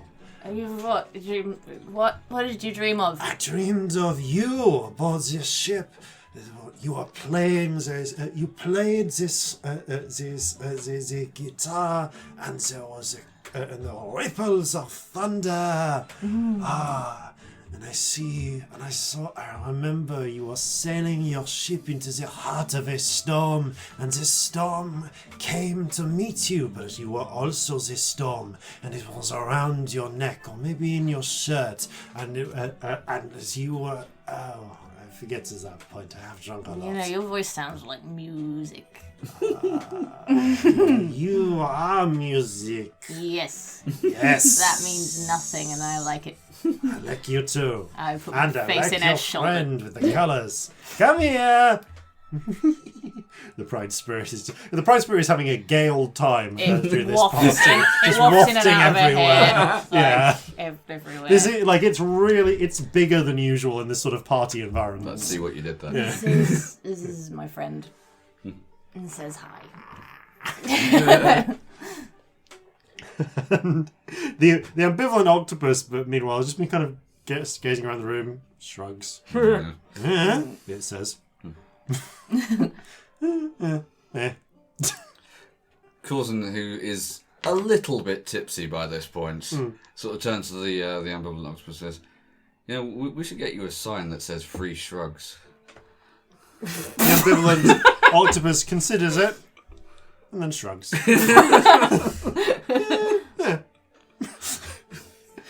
And does anyone else have anything else they wish to do No, I across the want to party? dance a little bit awkwardly, amorously with her for the rest of the evening. That's about it, You really. do until everyone eventually makes the Giving her weird compliments and putting my face in her hair and stuff. lays their heads upon pillows or sacks as the case may be, and passes into I fall asleep on her. varying degrees of dream or dreamless sleep. Roll your Nothing addiction happens, check. I just fall asleep. Oh, I know. You just sort of fall asleep in her hair. You wake up. When you eventually wake Face up, full the of dry hair. man's like, got hair all over. You got hair in your mouth. Oh, that's a 1 on my addiction check. Okay, Really? it's still addicted. Really? Still quite addicted, So yeah. I'm The dice knows. It's a really... I'm on 3 now. no, you don't gain any. You just haven't lost any. Oh, I 'cause haven't. It was No, the I didn't have recovery any check. more opium. That was the same opium. Yeah, same opium. And then I had something else which was hallucinogenic, Yeah, which yeah, is why which I was is touching separate. everybody. Yep, cool. So yeah, you wake up feeling awful, but I tangled up in her hair and like. and as the morning comes, it also becomes time to deal with the requirements of the morning. In a slightly less party state, various members, various other leaders of the factions of Cayonne come by and make their own arguments. And to cut a long story short, after a certain amount of negotiation and deciding, you manage to pull together a roster of some. I think the total number in the end, accounting for what Briggs said he could take, is close to 700 people that you that you agree to take out of the city. It takes several hours to smuggle... I guess I do a sending first thing to Briggs. You send to I think Briggs, we can hand wave that, but who is already on board with this and makes the arrangements. So, to cut a long story short, by the time everything is ready, it's a little bit after noon, about 1 o'clock. And you've managed to bring together the various members needed. Very few of the people who are around will be following you. Although Apple Blossom does turn up at the docks with some others, and also a fair cordon of armed figures, just in case the local zombies decide to come by. There is actually one point at which a group of about 50 zombies come, where a horde begins to come close. But the 3 clerics, no longer needing to focus all of their energy onto the ritual, kind of join hands and murmur off a prayer to St. Deborah, and they seem to produce, all 3 of them hold up little icons of St. Deborah which glow with a silvery light, and the horde just kind of goes, turns and shambles away. By the time you've gotten everyone together, it's a little bit after noon. I'll say coming up towards 1 o'clock. And you have managed to get all of the people onto this ship. A few are literally just crammed together on the top and waiting to move on to the other ship. And indeed, true to his word, Captain Briggs and the Hesperidia do sail on in to the bay.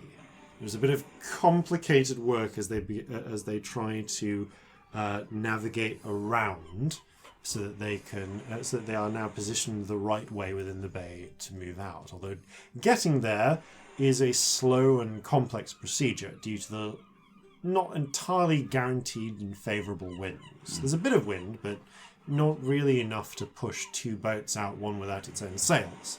Fair enough. Which is as you expected.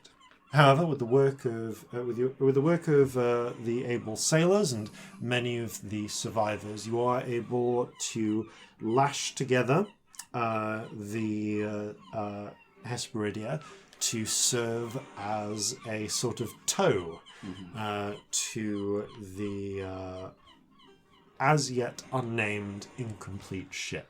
On that note, Jeffrey. Corzin goes to the front of the ship. If we're in a position to be actually being towed out at this point, Corzin goes to the front of the ship, double checks to make sure that there isn't a name on the name. No name has yet been painted. Right. He then rushes back to his bag and goes, right, no, stop.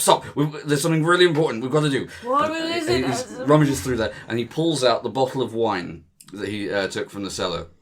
What's happening? Is there a fire? You look really scared. What? Help! I'm hungover. It's really bad luck to have a ship without a name. And he runs to the front of the... I'm going to run forward with him. I want to go. The ship. And, Scamp, come here. I just grab you by the scruff of the neck. And he holds up the bottle of wine and says, how did it go? Right. By the power vested in me, by, I suppose... Me. Yes. I'll do it.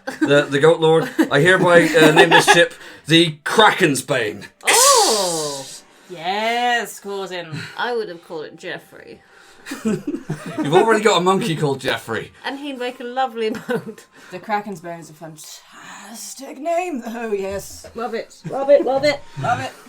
As you shatter the bottle and bounce it, it doesn't actually bounce off as it often does. It does break thematically. Oh yeah, no. If you want me to roll a check for that, I will. I feel like it takes a couple of tries to break. Like it just Oh, it seems like a waste of good wine, but it's theatrical. I like it. Oh, my head. Ooh. And go sit down. It's a long-running maritime tradition. I have a very serious question for both of you. I didn't snog the priestess or anything, did I? I remember putting my face in her hair and then I woke up in it. No, Not that I saw, no. I kept an eye on you. I You were remember- very friendly, but I don't think it ever went that far. I remember thinking about it, but I don't think it happened. No, I checked that Leah's Leah- far away before I say this, by the way. Yeah, fair enough. Lear is... you look around and Lear is right behind you. Hello. Just raising an eyebrow. It's fine. Nothing happened. I just She woke up was in a woman's drunk. hair. I was more than drunk. I don't know what she gave me. Not that that's an excuse. It was just friendly. I have a splitting headache. Yeah, you drank a lot. My Yeah. mouth still tastes of vomit. Go sit somewhere nice and Do you quiet. want a coffee or anything? I'm going to have so many. You have coffee? Yes. Let's have coffee. Oh my god, let's have coffee. What were you expecting to do? Right, okay, both of you, over here. What? And he goes... He casts Lesser Restoration on both of them. Don't get used to it. I vomit over the side of the ship. I feel like that's how it comes out. Yeah. Like it all collects in my stomach. What you see is What? Leah winces like, I can feel it sweating out through my pores. Oh, mine came out elsewhere. Oh, but I feel pretty good, actually. Okay, yeah, wow. Wow. You are good at magic. You are good yes. at that. Let's sing a song. Fuck it. New ship. Yay. New ship. How about we get out of the city of the Yeah, dead? let's do Yes. that. And as you get aboard your ship, you actually... who wants to be on the Kraken's Bane, as newly been christened, and who would like to get onto the Hesperidia? I will say that at least one of you probably needs to be on the Hesperidia, Scamp. Yeah, I think I should be on the one with the sails. Yeah. I think Corzin would want to stay there and manage people as best he can. I think I'll stay on the Kraken's Bane too. Yeah, the Kraken's Bane has not actually got its has not actually had a wheel put in, but the rudder has been put in. Excellent. So you're essentially holding two ropes. Oh, it's like and it's not even a tiller. It's and sort of jerry rigging it. But as in order to get this tow, the Hesperidia has to be almost within the dry dock, so at a point where it can't really get any natural wind. Yeah. So as everyone is getting ready, I christen the ship with its first shanty. Okay. do so. What on earth do I sing? Ooh.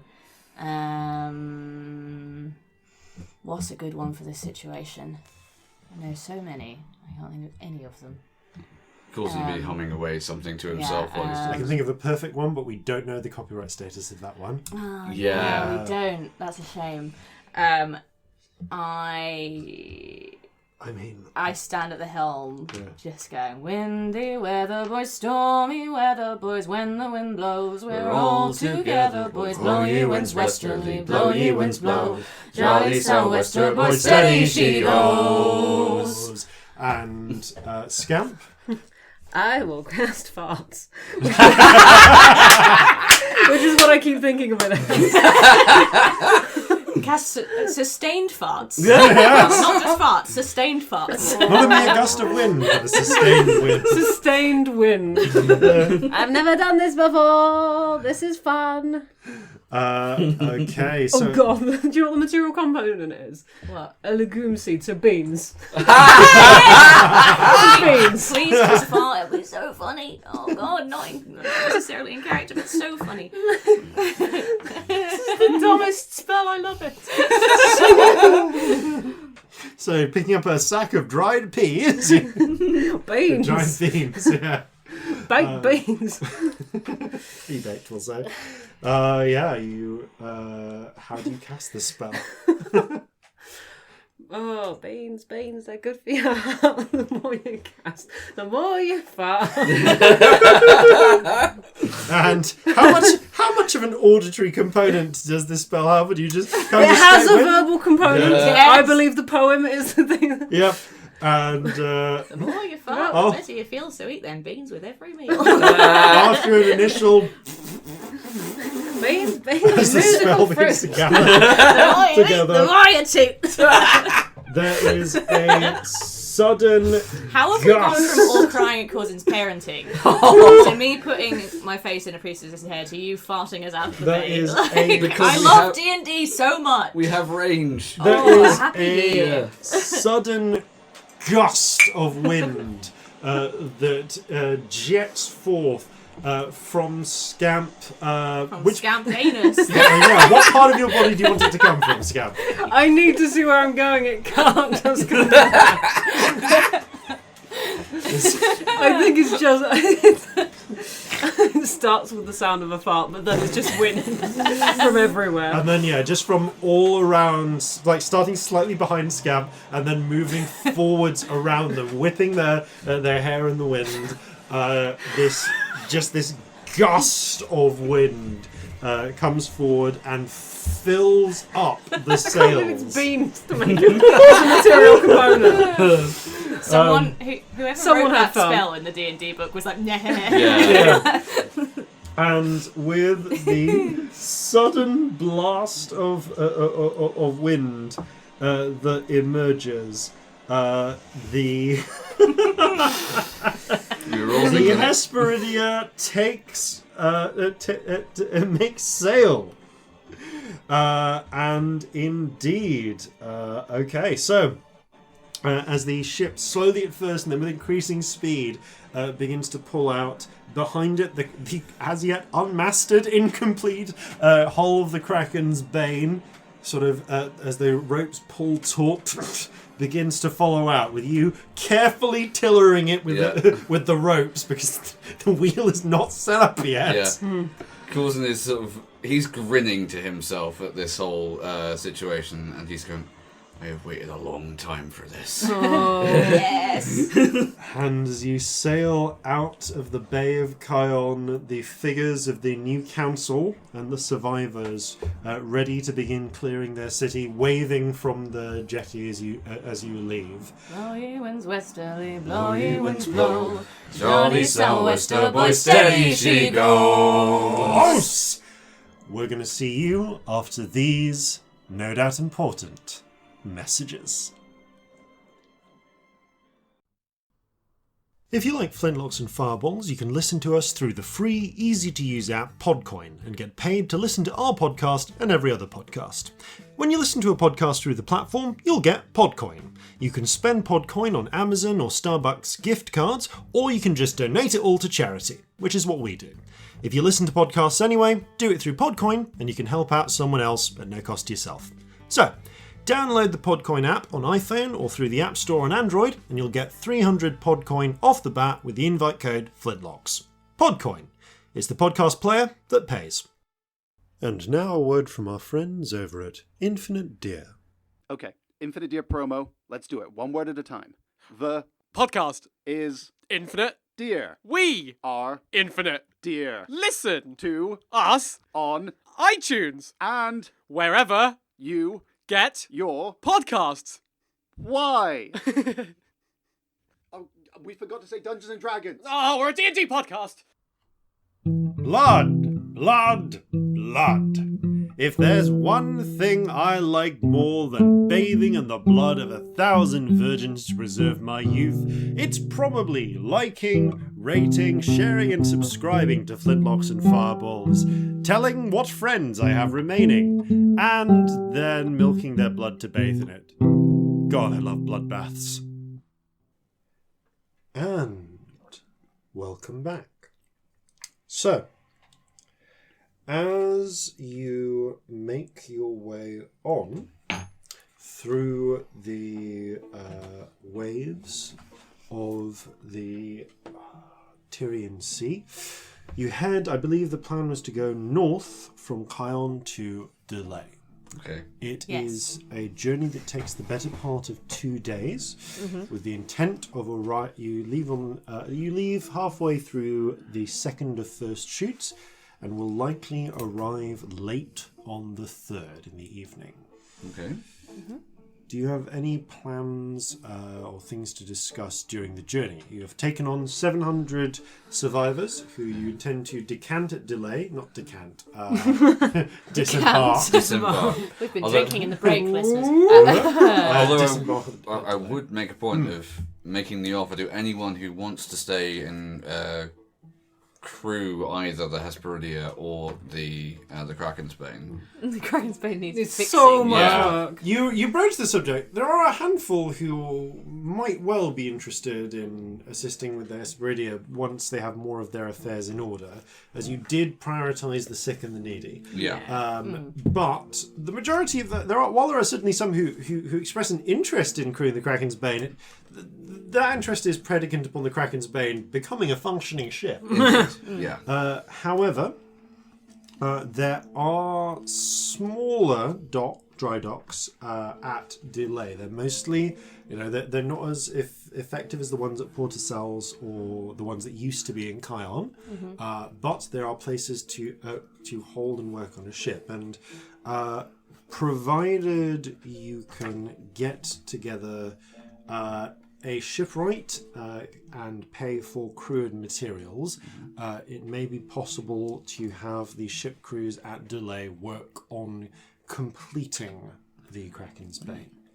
On that note, at some point in these few days, I'd like to call Benny Yeah. So and tell her what, not call Yeah. her, send Send her. her. Yeah. to Benny. I'd like to fantasy call Benny. And I mean, do you want me to do a sending spell? Yeah, to you her? want to.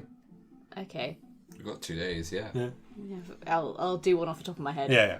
I am drunk in real life, so we'll see how this goes. Yeah. Benny, darling,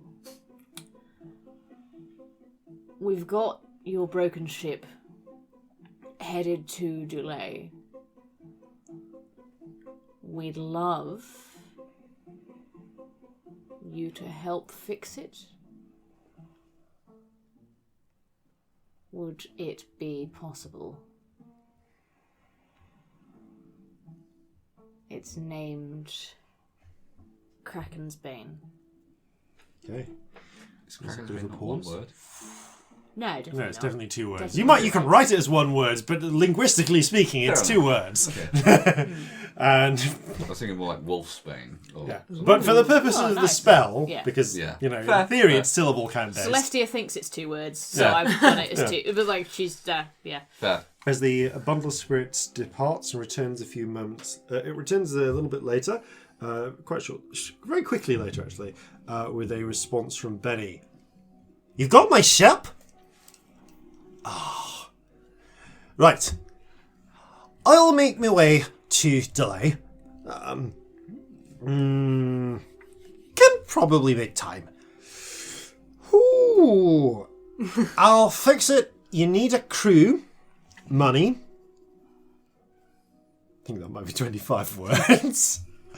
But if you were to spend a second sending, then to convey, she does inform you that you will that she's happy to come by and work on it. She'll catch a ship. She'll wait until there is a ship that is heading direct towards Delay that she can get passage on, and she gives you a rough estimate. She'll need to look at the ship and ascertain the level of damage it's received, and what from being in port, what works need to be done. But based on the last report she received of where it was, of how the construction was going, she thinks you're going to need about 12,000 gold crowns to pay for materials to complete it, expected repairs to the hull from any damage it may have sustained from being in a undead-ridden city for a while, to pay for cannons and armaments and some basic. Out of interest, how many cannons could it take? One moment. So, looking at my notes here, so it is functionally an experimental design based around a fifth-rate naval frigate. You know that this information doesn't really come from Benny because sendings are limited. But you take a look around the ship, making your way through the various pressive people who are taking shelter. Could I roll a sailoring check? Yeah, give me a wisdom check with proficiency. Okay, wisdom with proficiency. Yeah, so that is sailoring. Yeah. That's 15. 15. Okay, so you know that this is kitted out as per a pretty, in terms of just physical armaments, pretty similarly to your standard naval frigate, so one that would be used as a ship of war. It is designed to take 20 18-pounder long guns, 22 12-pounder long guns. So this is designed to be a ranged ship, better for ranged attacks rather than the broadsides. Yeah. Right. So it has broadsides, but instead of using the carronades, which are shorter range but pack a heavier punch per weight, it's designed to engage targets at a longer range. You could replace these long gun emplacements with carronades to do more damage at the price of having to get closer in to do that damage. The emplacements can take either. And scalpel versus a sledgehammer. Yeah, and if you want to discuss doing that, have a word with me outside of recording times, and we'll work out what it will cost to change that. So Benny's estimate is based on using long guns rather than carronades. Going to get the other two together after this conversation. So, Benny says it's going to be about 12,000 gold for what we need. That would be... I've done some sums. Right. If I sell everything and cash in my notes, I have 4,000. Right. I want a stake in this ship. Fair enough. How are you doing? I've got 1,000 of books I could get rid of. This is if I sell everything. I've got another 1,000 of those rare books, and plus you've got money I've got some jewellery. Yes. I've only got about 600 gold. And about... Obviously not everybody has to be willing to give up everything, and I am conserving a little tiny bit for me, but that is most of my money, and I would be willing to help with the ship. Corzin does a few, back of the postcard calculation, says, right, on me now at the current market rates, if I can get the right buyer, I've probably got 1,850, but combine that with what I've already got in the bank, we'd be about somewhere between 2,000 and 4,000 short, I think. Okay. One thing I will note is, you know from previous work around shipyards, you probably only need half of the money to get Benny started. Right. And she will work on credit for part of it. So if as long we can as you get can pay it. 6,000 together. Yeah, as long as you can settle up the bill when it's done to pay off the various creditors. I have that. I mean, either we can just use yours and we can contribute later, or you can use your money that's in the bank and I'll give you 1,000. You can have all of this 1,000 books worth. You sure? Yeah, I don't need these. These ones are for wisdom, but these ones you can have. Corzin, darling, we have a kraken to kill. Yes, we do. We're going to need a ship to do that. Well, we're going to need a fleet to do that, but we need a ship to start with. What am I going to do with money? Really? Exchange it for goods and services like everyone else. You know... But I take your point. No, I don't need much. I came from a background where I had a lot of money and none of it was ever for anything good. I think it's about time it was used for something actually worth bothering with. Yeah. Thank you both, and I think that if... I'm really serious, I'm willing to put 4,000 in. I need to sell some shit and I need to cash in some notes, but that's about how much I've got. I mean, this is obviously with time. If she'll do it for half to start with, let's start with that and then go from there. Well, alright, if we're going to do this then, I think if I put down what I have, which should cover enough to get her started, then I will happily allow you to purchase each a third share in the ship. I think we're in everything together, really, aren't we? I think it's happened. Let's embrace it. Never owned anything before like that. Wouldn't it be nice, though? Well, it's weird. I mean, I've sort of owned things, but not really, you know? Maybe one day I'll have a house. There is another thing we've possibly got to consider about sweets. this. Is gingerbread house. A, I don't know how long the work is going to take, but B,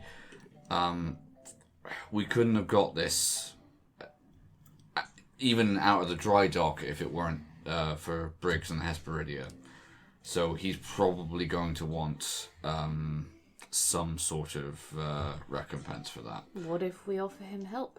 I think that's probably the best bet. This is if we offer to help him with the Scarlet Wind stuff. Yes. We could, I mean, this is a bit of a hefty suggestion, but we could become one of the Scarlet Wind fleet for now. That's probably what he would ask for until anyway. We have our own To be honest, fleet. I've not any particular objection to that. It's I just want a case free of slaves. It's just a case of how long for we'd be bound to doing that rather than being our own people. I don't think Briggs is one for binding people. That's fair, but we have to at least. No, I think we should help him. Yeah. But I don't think he'd be one to bind somebody to his service. No. I think if we approach him and we say, offer him help when we have a ship, whenever we can, also for helping us out of the bay. I don't think that has to be a contract. I think maybe it's not just him though. He's one of many. Yeah. We don't know what the rest of them are like in terms of We binding. certainly owe him, at the very least, a big favour. Well, we're going to be working on his ship for a bit. I'm happy to, owe him a favour. It's going to be a long time until that's finished. Probably take a few months. I mean, it's a wreck, isn't it, really? It's a start. With your sailoring check, you're not shipwright, but judging normally, frigate like this would take 6 to 8 months to complete. Right. More than half the work has been done. Yeah. It's enough to get it floating, but it really is literally at this stage a hull with a rudder with some ropes on. Yeah. Like it floats. There is a lot of It needs masts. Yeah, needs masts, needs rigging. There's a lot of stuff that needs doing to it. So it will be probably at least a couple of months in dry dock to complete it. Right. We should tell Molly. Yes, we absolutely should. Should we do that now? Yeah, I mean, and you see there's a small grin curling. I'll at the be side clear of... with her, don't worry. Yeah, no, but he's saying, I can't wait to see her face when we sail into Meadmere with this. I mean, if you'd rather it was a surprise, I won't tell her, but I think it's nice. No. I think I think definitely tell her. Well, look, since we last spoke to her, we've been back to Destin's and cleared out the best part of another 1,000 gold. So I think probably what we should tell her is the truth, that with the money that we have already saved, we can start work on our own ship. That the two of you have a third stake in it, because you are equally responsible for this being even the vaguest possibility. And that we will, as soon as it is ready, be making sail for them. So we need to tell her we have a broken ship. We have an incomplete ship. Ship. That sounds better. But we're a good way towards getting the rest of the funds. Yes. We have enough already that work can begin. Right. I'm going to do ascending. Right. I'm not going to write it down. I'm just going to do it. Yeah. Okay.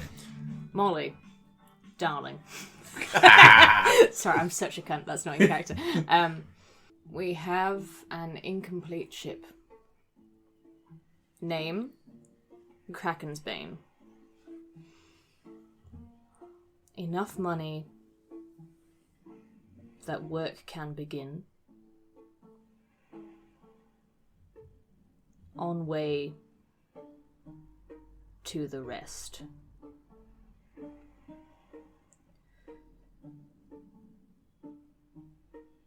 Hope to see you soon. That works. It's about a minute delay before.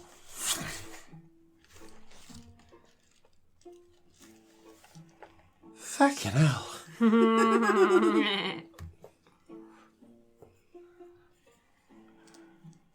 What did you even have? I don't want to know. Looted a dead man's I'm going to house. say that I'm basically underreading this so that you get it word for word. I'm not going to do it because it'll be confusing for the listeners, but just imagine that I'm saying this in time with her almost.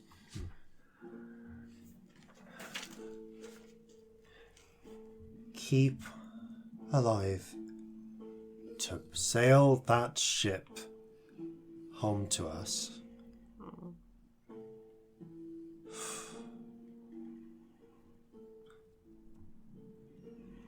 We're with you all, Molly.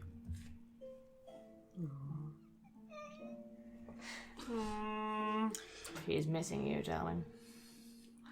Corzin's face is damp. Aww. I give him a cuddle. He returns it. One last thing, based on that sailing check that I just want to make a note of. You won't know until it's done, but the Charlie's Regret, just for comparison, was a two-masted brig sloop. It was significantly smaller than a fifth-rate frigate. It had a crew of 121. This, the Kraken's Bane, will be rated for a crew of 280, of which, or at least 280 is what it's set for, assuming you have 60 Marines on board. If you are sailing with a pirates or privateer crew, that means you're anticipating 220 ordinary sailors taking a single share, and then 60 on double shares who are more trained combatants. Right, okay. So this is very much set up as a naval ship. Oh, it has a couple of bow guns I didn't mention, bow guns even. But more importantly, it is fast. The Charlie's Regret had a very excellent speed of about 6 knots. Standard travel speed. Most fifth-rate frigates go down to about 5.5. You would not be. Benny thinks she can get 8 with the whole design and mass designs she's been working on, which would make it one of the fastest ships on the sea. Excellent. Not as fast as the clappers she's planning, but those Still require. pretty fucking fast. But those require a lot of iteration to work on. And probably more designs. gold, yeah. Yeah. I have a couple of weird Kraken's Eye things I'd like to do in that couple of days. All right. We'll assist I mean, how for we a can. start, I don't know how much you want to hand wave this. That is up to you, and how much you want to just describe it in passing. Cool. Obviously, Celestia will check in on their sister and brother again to see how they're doing. Okay, so we'll just do that in order. So Quilena. You go down in the depths to search for her. You cannot find a bubble. Okay. She's somewhat protected. Handwritten. It's not good at resisting. Oh, he's dumb. Okay. Maybe he isn't. Maybe he's just rolling badly, you know? Well, the dice know. The dice state how dumb or smart we are, regardless of what we think. Adran is actually, by the time you check it's late afternoon, he is wearing a similar set of, a plainer set of sunglasses compared to yours. And he is riding across country. Okay, so not necessarily in Alisant anymore. He appears to be riding across open plains. What's the landscape between Delay and Alisant like? Alison, roll a nature check for the geography. Did we walk this way? Because you know, That's we've really good. travelled That there. is a 24. I know, it's more a question of recognising where he is. So the landscape between Alisant and Delay is farmland, not like in various states of array or disarray, bordering along the river, dotted by villages. This is also farmland. There is a distant river with distant villages and so on. He's riding along a road. However, you get a good look at it, and at one point you actually see in the distance, you think you can actually make out the distant speck of Alisant far on the horizon. But the side of the river it's on indicates that he is not riding towards Delay. But he could potentially be riding towards Treachery. Because that's the other way to Delay, isn't it? Potentially. You do not know more than that. Okay. With a 24, you know where the sun is in the sky. Based on the position of the sun, he appears to be riding southwest. In a southwesterly direction along the roads. Towards anywhere in particular? If you do you have your map of do you have a map of Sword? I might have a map of Sword. Give me a second. I feel like I do.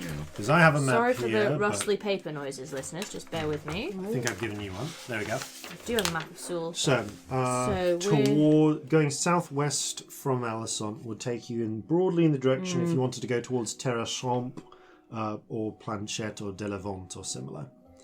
I don't have any of those. This is an old map. Oh, sorry. okay. So I'm going to give you I a really don't. Yeah, apologies. map, which has some slight spoilers on.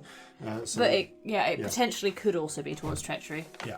Listeners, you shall have this in the normal places. This will be you'll be able to look at the usual. Yeah, it could be towards Treachery quite easily. Yeah, you'll have this as That's the usually in the map. So where is Treachery? Treachery is on the border with Thrine. It's up there. It's too far. Oh, so no, actually, It's he's too far riding. north. He's riding lower than that. Okay, so yeah, he's riding towards Terrorsville. Okay, It could be that he's heading over land to Cayonne. Could be. maybe he might be heading to Cayonne. Oh, I hope not. There's lots of Okay. people who know we were there. Did you have any luck, or have you had a chance to look at the ciphers? Oh shit! Yeah, I'd like to spend some time doing that. That's as right. well, So if yeah, that's you can all spend right. you can spend It's a thing called the you glass. make 2 days worth of attempts if you want to spend several hours on this. Because you're not. Can I? Is that all Yeah, right? you're not really engaging in any other tasks. So what kind of check is that? So this is an intelligence check, but you have his cipher notes, which allows you to make it with advantage. Oh, it's with advantage because I just rolled 2 together. I mean, that's day one. I guess yeah, that's day 1. So that is a 24 for the first one, and a 15 for the second one. So, you work on the code. It sort of you end up just filling several sheets of paper with scratched out failed attempts, but you feel like towards the end you manage to isolate out what you're pretty sure are the vowels. This is actually a fairly complex rotating cipher, but you think it works off a 5-letter code word, and you eventually just try out sort of going through trying out different code words, seeing how you can go, but you end the first night too exhausted to continue. However, by noon the following day, you have the page that he was on. There's a physical page being handed to your listeners. I'm very excited. There were multiple sheets of paper. You only saw one. Yeah. Piece of paper. Okay, I'm going to read this out so that A, you guys hear it, and B, the listeners hear it. So you come together at within... Teville, could I... Yeah. Knowing the places in the will, could I lengthen that? You can make some guesses, yeah. I don't know what that is. As me, I don't know what that is. Oh, again, I'm going to give you the map. The map with the smaller names on, because I need to give you a newer version of that map anyway. Okay, cool. So, lose bridges of Terrorsville. Front will push to... South of, I would guess that would be S of. Oh, lose bridges south of Teville. Front will push to Vendion within week. Allied army north to converge. LSR, where could that be? Oh god, this is really hard. No, I legitimately can't tell. I'm sorry. The actual, because of the encoding, it's I'm written looking as at a the few map sentences. too much. So, we'll say look towards the north. No, of like the map. Oh. as Ellie, like as I'm Ellie. struggling. I'm sorry. Okay. Celestia would know places. I wouldn't. Just roll me a quick intelligence check then. Okay. See if you know. 20, dirty. Yeah. Okay. So, sorry, I need the map myself to just quickly point out the area. You think that it's probably referring to Lisière, which is just at the very northern edge of Alessand near the border. So, lose bridges south of Teville. Front will push to Vendion within week. Allied army north to converge in Lisière. 8 the first shoots. 40,000 infantry, 10,000 cavalry, 40,000 battle artillery. Thrine neutral but favours. A regiment. You're not really sure. What's the actual shortened version? ARGMT. Yep. Okay. That's all it says. A regiment with Thrine. Arrangement with Thrine. Mm-hmm. Yeah. To foster R to fly. And then that's as far as it got on the page before it went to the next page, and you never saw the next page. R could be my family name. I don't want to say it because, again, we've talked about thought spells, but fair enough. I mean, you've I don't know if you speak Elvis, but you've seen Leah's arm. That's an elven R. R to fly. What was the enemy? Who's leading the enemy army these days? What were they called? So the Royalists. I mean, it could be the Royalists, it could be the Resistance. They both begin with a fucking R. Fuck's sake. But what was the name of the general? So these days, the general of is Colonel. Now General Marie Honoré is leading the Royalist army. Don't know. Arrangement with trying to foster R to fly.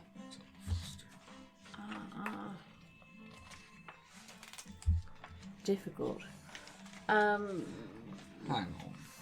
We should tell the assembly this stuff. We should tell us about. This is Yes.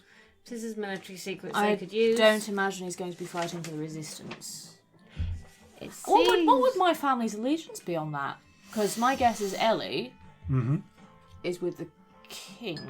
Your guess is as good as Celestia's. Cool. That's what my guess says. Because this is such a but I foreign legitimately don't environment know. that Just because of where the Ebon Guard have been fighting. Well, Like I'll do this again. Because of where the Ebon Guard have been fighting, my guess would be with the king.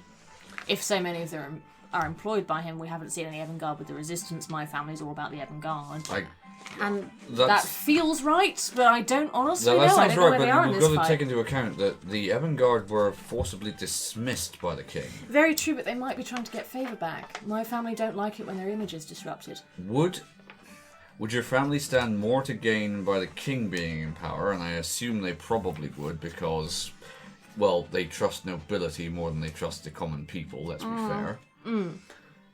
I would have thought a family who has had power through its name and its ancestry would stand with a king rather than That's what an I elected. feel like. I don't feel like they'd stand with the common people. They believe more in loyalty and superiority via birthright than via anything else.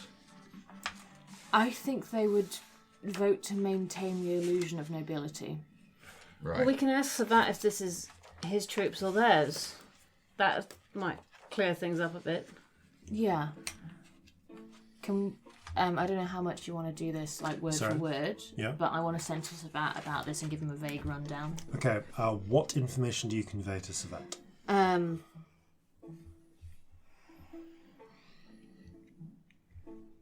Fuck. I don't know how much I can say without saying the name. We don't need to be here. Yeah, you're best not hearing. But I think it might be good for the name to be in it, because I think that's helpful to people. I trust you, Celestia. Yeah, anything you want to say you can, anything you don't want to say we won't push. Do you want it word for word? You can mention that you say the name. I don't actually want it word for word. I just want to know what information. So I include. say Adrian's full name. Yeah.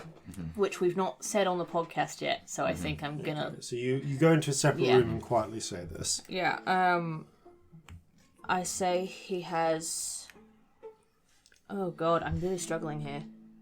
Sorry, there's a lot of information in this to convey. I don't do all the numbers of the troops. I say... 50... I say about 90,000 troops. Okay. Don't say which are which, because that's a lot for one sending spell. I say like 90,000 soldiers. The date is probably important. I say within the week, they'll push to Vondion.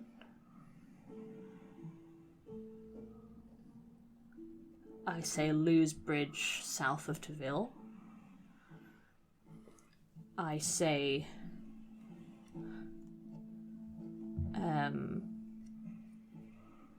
Thrine.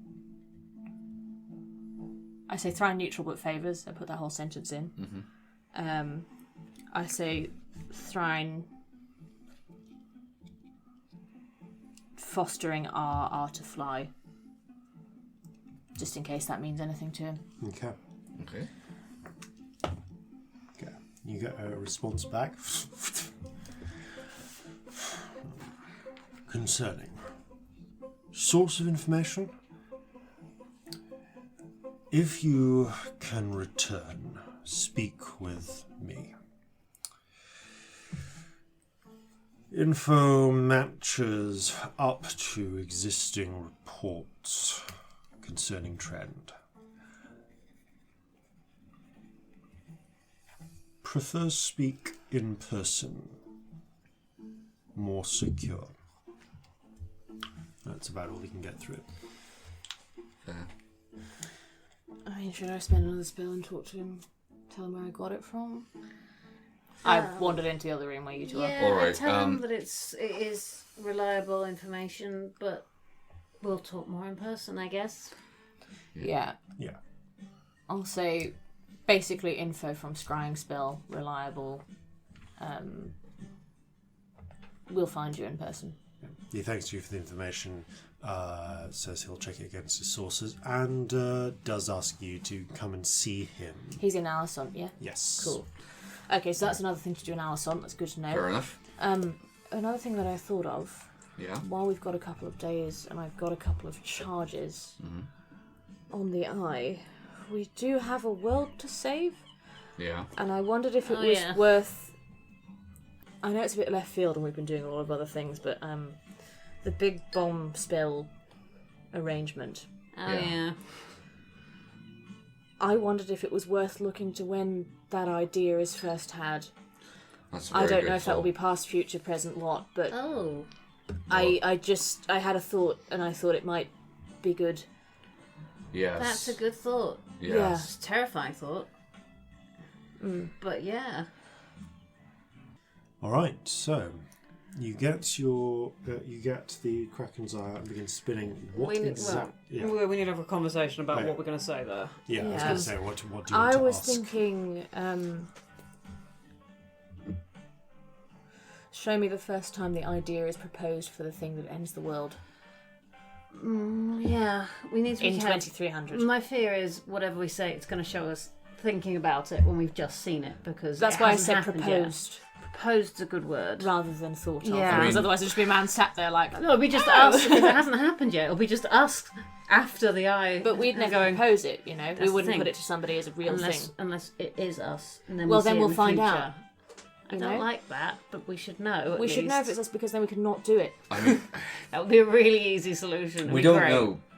We don't know that the first thing that you saw was the first time a spell like that was used. It makes sense, but we do not actually know. We don't even know if it was a spell. Alright, I well, guess a spell, because Well- the biggest thing I've seen is Scamp's fireball. But we've also seen what bombs could do. I mean, if a bomb was really big, it could look like that. Say, Alright. yeah, say what well really big. maybe, The first time it's proposed, though, that makes sense, because if that doesn't happen, Yeah. that's one step towards preventing it happening at all. It might be in like 600 years, you know, but... Well, no, that can't be in 600 no, years because my it's maths not- is wrong. Yeah. Ellie's drunk, guys. Not that bad. Not hugely drunk, but you know. no. Alright, how about,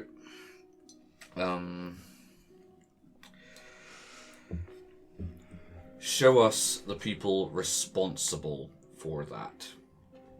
No, that could show them at any stage of their lives. That's too inspecific. We need to know when it...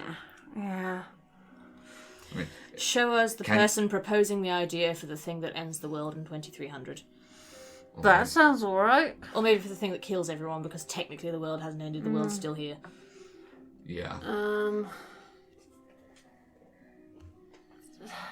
What's the word for a lot of people dying? Massacre. The massacre. Genocide. Yeah, but that's a specific. That's specific peoples. The precise definitions of mass murder. Show us Because, the person proposing for the first time the thing that kills millions of people in 2300. what's the location that we saw it in? Crosswater. Crosswaters. Then we should say Crosswaters. We don't know how wide the effect was. I mean, Olga said it could be anywhere, but yes, maybe the thing hit Crosswater and they're everywhere. Maybe that's what sparked it elsewhere. Yeah, let's have a go. So I spin the eye on the table. I say, show me the proposal for the thing that kills millions of people in 2300 in Crosswater. You didn't say a word limit on this, so There's I'm no assuming word there isn't limit. one. You spin it, spins around, and then it comes to a stop. You then try the previous wording, which was show, because I'm just going to give you this because it's boring otherwise, which was show me the person proposing the thing, yeah. because it must target a person or a location. Oh, Okay. cool. Yeah, rather than yeah. Show me the So person. she goes, oh, hang on, I said it slightly differently before, didn't I? That works. Gotta have Fuck, a person. I'm Do it tired. again. Yeah, let's do Yeah. it again. It's been a So, long week. Yeah. yeah. So you asked to see the person proposing the thing that has killed millions of people in Crosswater Fucking by D&D 2300. wording, isn't it? Oh my god. Just be glad you're not using a The a book fucking down in web- the valley. Just be glad you're not using a fucking wish spell, where syntax is so important. Oh, give me 7 levels. That. 9 levels, I can't maths. All right. As you spin the eye,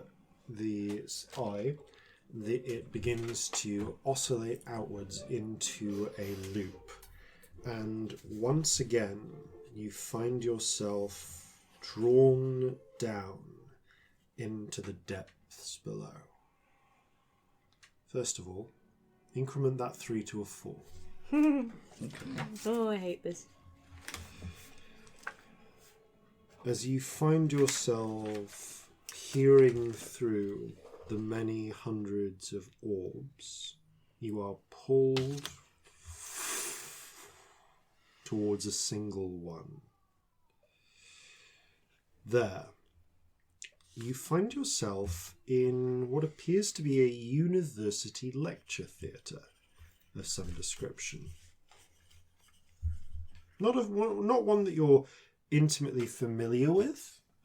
Looks similar to the ones that you saw through windows when visiting Crosswater University, but again, it could be a theatre, a lecture theatre. Any marks of the time period being different? Like anything I don't recognise in terms of what people are using to write or anything like that? Yes. So, looking around, the quality of the shirts look different.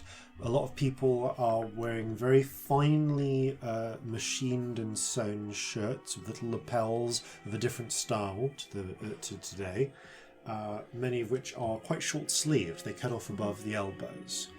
No one is wearing culottes or similar. Everyone is just wearing trousers akin to those worn by the resistance fighters of today, or they are wearing skirts, many of which are high and over the knee.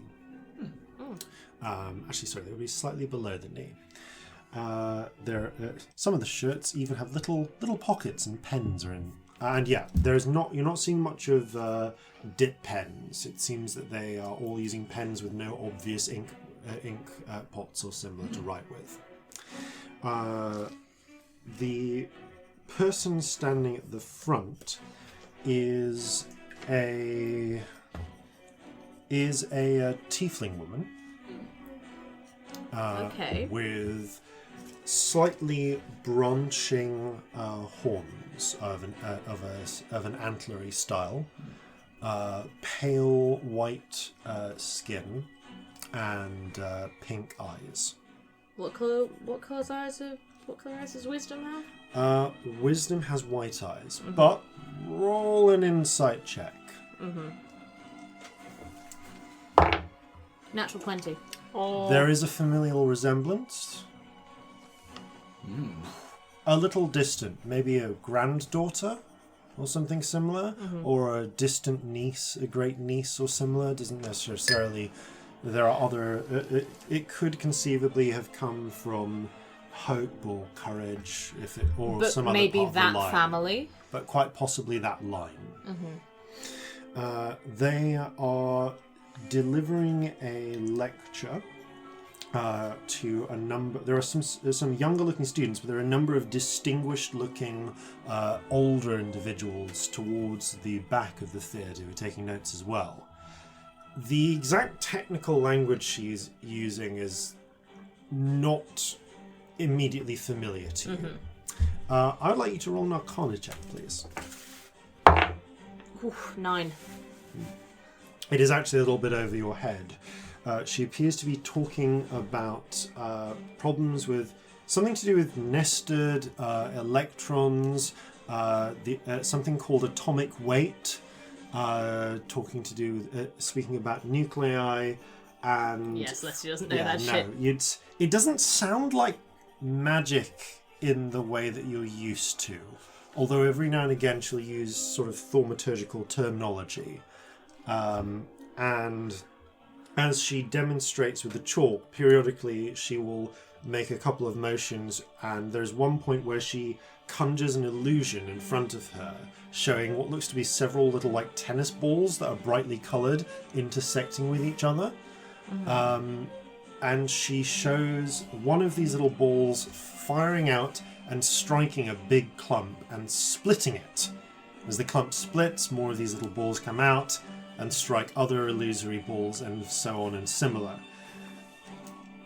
A few things do stand out. She speaks about the tremendous release of energy in the form of heat, of the sheer production that could be achieved by it. How, if this reaction can be stabilized, if it can be harnessed, could be used to power the whole western coast of Sunder with enough exploitation.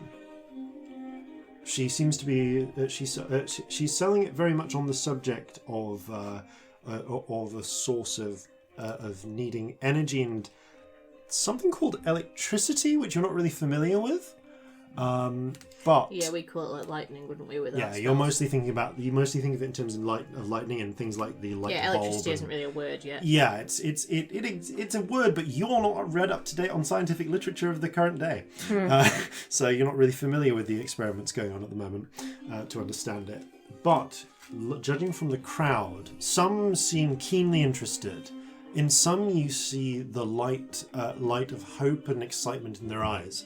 Others have a dark, troubled expression, and there is one half-orcish gentleman in the back who is tapping his pen against his paper. Half-orc? Yeah, there's a half-orcish gentleman. Does he resemble any half-orcs we know? Roll an insight check. I mean, we've met a few that are pertinent to the story.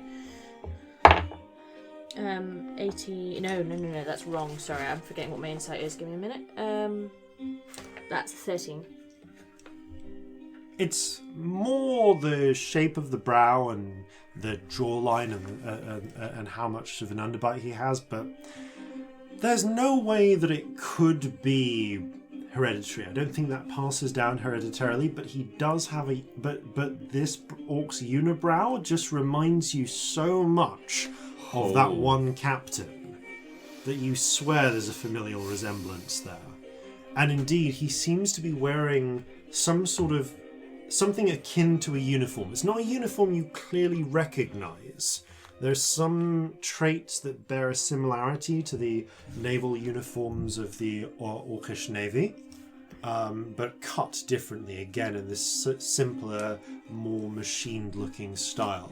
Mm-hmm. But he seems to be he is making his notes. He's just making small pencil scratch notes around in his paper. Because of the limits of the bubble, you can't really clearly see, so I'm going to ask you for a perception check to try and peer at what he's writing. Oh, God. 11. No. All you can see is that he writes a couple of things and then circles one thing a few times, and there is a glint in his eye of seeing something that maybe only a few other people in the room have seen, but that no one else is willing to step forward and engage in. You don't get a lot more else out of the... Does he have anything with a name on? Anywhere? Yes, he does. Mm-hmm. He has a... he has a name badge saying,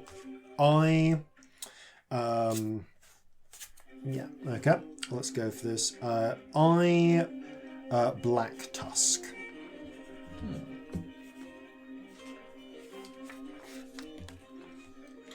And actually, you do take a note of the name of the professor as well, which is 1K Gramani.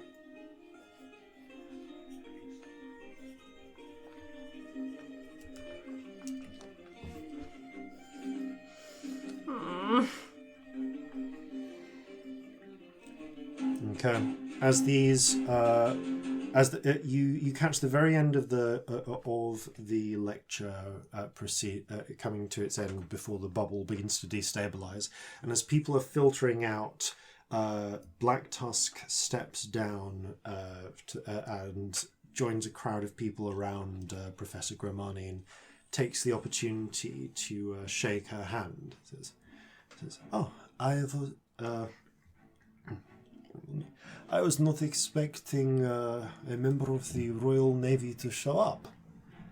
Well, we're always interested in new proposals for energy development. Perhaps I can introduce you to some people, and we can talk a little bit more about getting some funding for your department." Oh yes, that would be very helpful. We are having some grant issues. Come, let us talk a bit more over this way. And the bubble ripples and then breaks. Oh, just before it breaks, is there a date anywhere, like on the blackboard or anything like that? Give me a perception check. Cool. 19. You do, as you kind of frantically search around, feeling the bubble coming to its end. There isn't a date on the blackboard, but you do spot a rolled up newspaper in someone's pocket, which bears the date. One moment. Okay, it is the 3rd of 1st colours. 1928. Great. Historians, it might have happened earlier in our timeline, but that's where I'm putting it for the moment. History nerds are so happy right now. Yes. So, I come back to the present and relay literally all of this. Tiefling Professor, though. Hey. Can we take a second? Maybe Wisdom manages it. I hope so. Certainly looks like it. And we have a name now. Right. We've got I, Black Tusk, and K. Grimani. Can we, can you search for a Captain, Black Tusk of, out of character, what was the name of it? Oh, The Canard. Search for Captain Black Tusk of the Canard. If we can find where he is... We can murder him and then, Well... Do we think that'll actually stop it? It might not. If he already has children, I don't know, but... I'd be more inclined to look for the pivotal moment in I, Black Tusk's life. Look for the moment when it starts to happen. Well, where he gets the idea? I thought that was No, that's not the idea. The point where it's made, if we can get anything from that. But maybe that won't make any difference, will it? He's the one who perhaps funds it currently. That's the most likely outcome. If this exists, if there's this thing that creates this power that can then be used to destroy, its existence is going to be used as a weapon regardless of if it's this guy. Someone will do it. It doesn't matter if we kill him. It might just happen later. It'll just be someone else. I can't just not do anything. No, definitely not. Well... I mean, how long do orcs live? About 80 years. So not long. So this person isn't alive now. No. This whoever that is. That person's probably like a couple of generations on. Yeah. Can't be a person 3 who's at alive least. now. No. I mean, we were kind of thinking of murdering Captain Unibrow anyhow. He's an arse and we should definitely do something about him. We owe him for the Charlie's regret, if nothing else. I could murder him and feel nothing, personally. But, like, I mean, not nothing. But, you know... Yeah. If he also has a descendant who creates something horrendous, I see it as killing 2 birds with 1 stone, really. I tend to agree with you. I feel like we'll do that and nothing will have changed, if I'm honest. Well, we don't know that for the moment. If it turns out that we do it and nothing has changed, then we have avenged Captain Brandy. Yeah. That's kind of how I feel. But chasing vengeance is a bad old game, but yeah. But more But importantly... also we might be saving the world. Or at least, you know, making it happen later. We can't discount that possibility. Also, we don't know if there is this weapon, which is... Yeah, I didn't understand much of what they were saying. Alright, if there is a weapon which is don't make any sense created, then we do not know that it is not merely the fact that this weapon is in the hands of somebody who misuses it. If the weapon exists, someone will misuse it. It doesn't matter who has it initially. It will end up in the hands of the wrong people. I mean, this might be a matter of in a couple of 100 years, if I'm still alive, I talk to whoever Kay is and say, don't do this lesson. Don't teach people this. It'll destroy the world. Because if she's the person who figures this out... Well, ask her to give up her life's work. This sounds like a big deal. Also, Ooh, life's work, really important compared to saving the world. Also, from Will what she you were, believe it? What if she doesn't? Then what? from what you were saying, what she was proposing was not something that is in and of itself a weapon, merely something that can be used as such. But that's the thing, she could still do work with it, you know? Indeed. But teaching it is in the way that she did is the thing that started it. Why don't we go talk to the Grimmanis and tell them that the arts is the way to go? That would be nice. But honestly, we should tell them. We should tell them. Even That if wouldn't it hurt becomes anything. a family legend. What if that's what prompts someone to look into it, though? You see, all of this that you're saying is like, you have a point, but I think we still have to try. We Oh, can't just be yeah. like, nothing will happen if we do this, we've got to still do it, you know? Crazy thing we're messing with the future, but for the moment, all we know. I can't think of anything else to look at Yeah. for the moment. For the moment, all we know for definite is that there is an ancestor of this person who is seemingly responsible for the end of the world, who is out there in the world right now. That is one potential thread we can pull at. We can also talk to the Grimmanis, try and make it a thing that they teach their family. They say, this is a thing. I think justice and wisdom would believe us. Yeah. It's not a case of whether or not they believe us. Also, and my brain is hurting even thinking about this, but we have to be very, very careful how we deal with the foreknowledge that we have of the future. We do not know if this is the future that will be or the future that is most likely. It's the most likely. We know it can be changed. It can be changed. Very well. Olga said. Well, All right. she said there were points that she can't. She said that there were points that she hasn't managed to change. I refuse to believe that we can't. I agree. I can't live like that, I'm sorry. No, I agree. All right. If we are proceeding under that assumption, then. And I'm sorry, but I will kill one person to save the world. Like, if killing Black Tusk, apparently that's maybe Okay. the name, Yeah. does it, I it's hate fine. to say it, but I need to know, if you would kill one person to save the world, what if that person's wisdom? Because I cannot let you do that. I'm not going to kill Wisdom. I just needed to ask, I'm sorry. Darling, that's not going to happen. If it would save the world, though. There are other options. Black Tusk already has our ire for something entirely unrelated. I hope that there's something else. We will try everything else. Because I cannot... No. Wisdom, we've established, is not directly responsible. All that we know for a fact is that at some point in the future, she is likely to have children. That is all we know. Not necessarily Wisdom's child, actually. Anyone That's the in thing. the family. It literally, it could be Hope's. Any of the ones that had antlers, really. That's loads of them. Like, that's the thing. Killing Wisdom would kind of do fucking nothing anyway. You'd have to eliminate the line. Yeah, and I'm not going to kill all the Grimanis on a hunch. No. And also, I mean, let's kill all the black tusks on a hunch, but they were dicks anyway. Again, I refer you to the thing fact they're is- responsible for a lot of grievances to us specifically. Thing is, though, I think you could idly talk about this in a lecture theatre and it wouldn't do anything. I think it depends who's there. But if the technology... Well, if someone knows how it works, eventually it will fall It's into her the wrong getting hands. funding from the Navy, though. That's what does it. It's somebody from the Army being there. 200 years ago, if someone had, right back when black powder was first being popularized, before it had superseded bows and arrows, there were people who were complaining that it was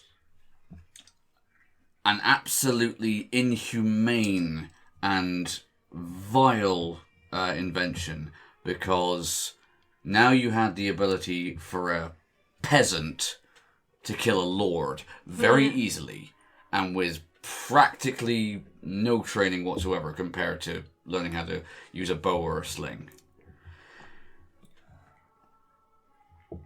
At the end of the day, it's technology. And,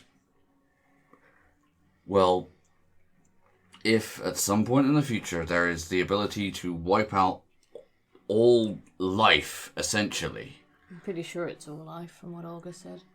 then She said it didn't matter where I was in the world.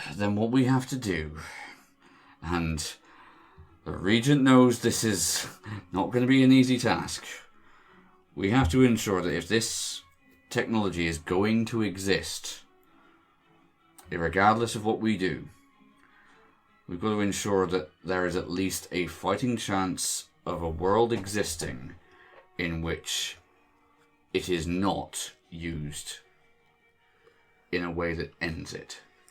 Even if it's used on a smaller scale. Even if it's just, less big.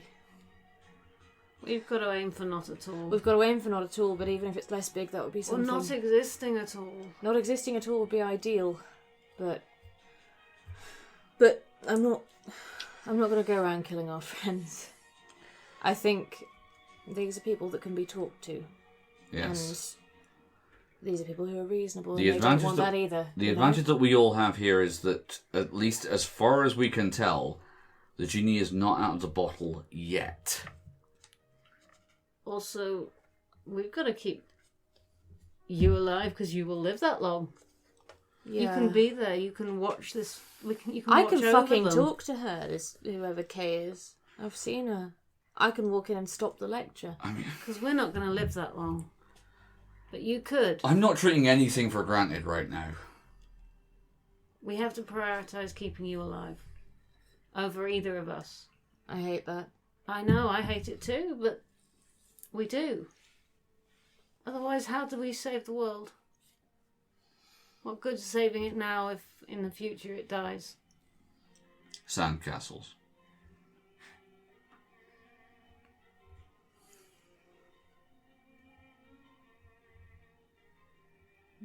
I quite agree with you that, it's a better world for everyone if old men plant trees they know they're never going to sit in the shade of. But... No, but if we've got to do what we can do right here, right now. But also, if I don't die doing something stupid, I might be there. Well, in all seriousness, Well, in any case, if we don't manage to stop this happening, if I stay alive, I could walk in and make a big noise in the lecture and stop her ever teaching it. I could knock her out. I didn't have to kill her or anything. I could just knock her out and stop it. Well, I'm glad we have that opportunity, but we don't know that we do. We do stupid shit all the time. I could die tomorrow. We could all die tomorrow. As a child. Yeah. It doesn't have to be that day. It can be much earlier in her life. You can put her on a different path. I don't like the thought of messing with destiny. That's fine. I was going to say prioritising one of us over the others. That's really scary. The other option's Leah. She'll live that long. I would like to tell Leah all of this. Okay. You approach Leah. I'm not going to stop you telling her all of this, but...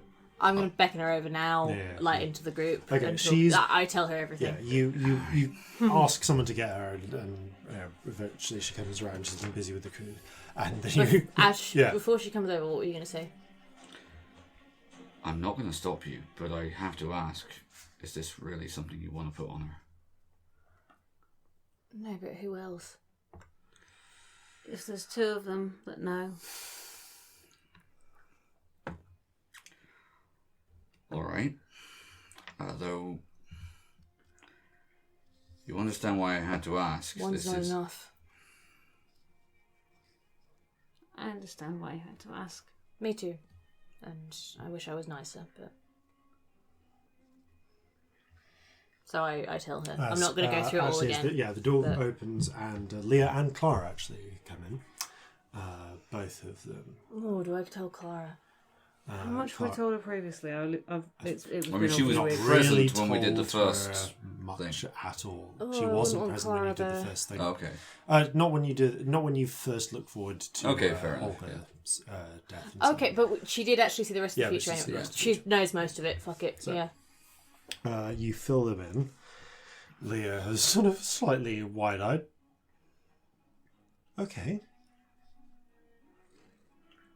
Wow. Sorry. No, but, that's fine. It's just in case one of us dies, and we're the people who are going to live the longest here at the moment, so... Just kind of stares at you for a moment. Sorry. No? I guess that's no. I mean, it's mostly on me, but if I die, these two aren't going to live as long as you will. So, I mean, you don't have to do it. You can tell somebody else, but Right. I mean, hopefully I don't die. That would be the ideal thing. I'm sure that the only reason Celestia is telling you this is because she trusts you like nobody else. Trust? Yes, of course I trust you. But the thing is, social niceties of not wanting to put this on somebody, they can't come into this. It's too big.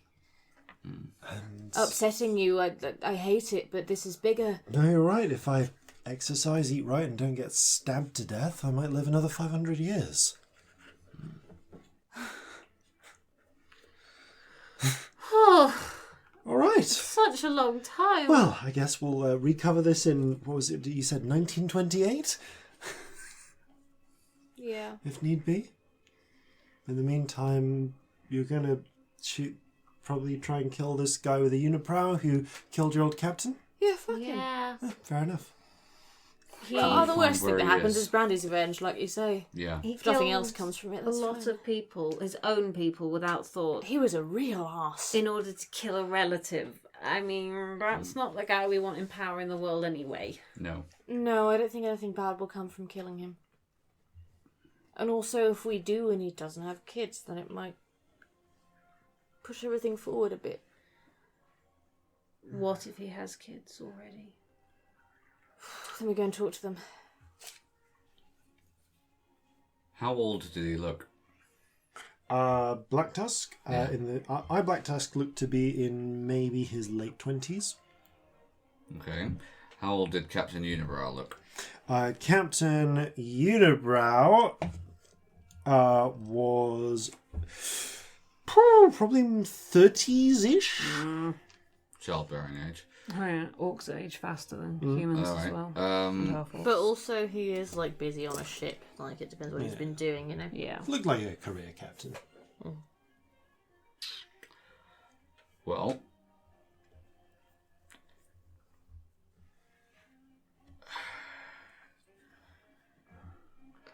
if we're able to take him out, then that's Brandy avenged. If he has children, then there are people to watch. Keep an eye on. I think that's the most I'd be comfortable doing. I'm not about to kill children over this. No. I know, but it just feels so grim to go, oh, we'll wait till they're adults and then kill them. Clara speaks up. Sounds like those are problems for later. Yeah. I think for now you might want to focus on the things you can do now. Very wise words. Yes. Is there anything else we want to do now? While I'm scrying, is there anything we want to look at? Find out where the captain of the Canard is.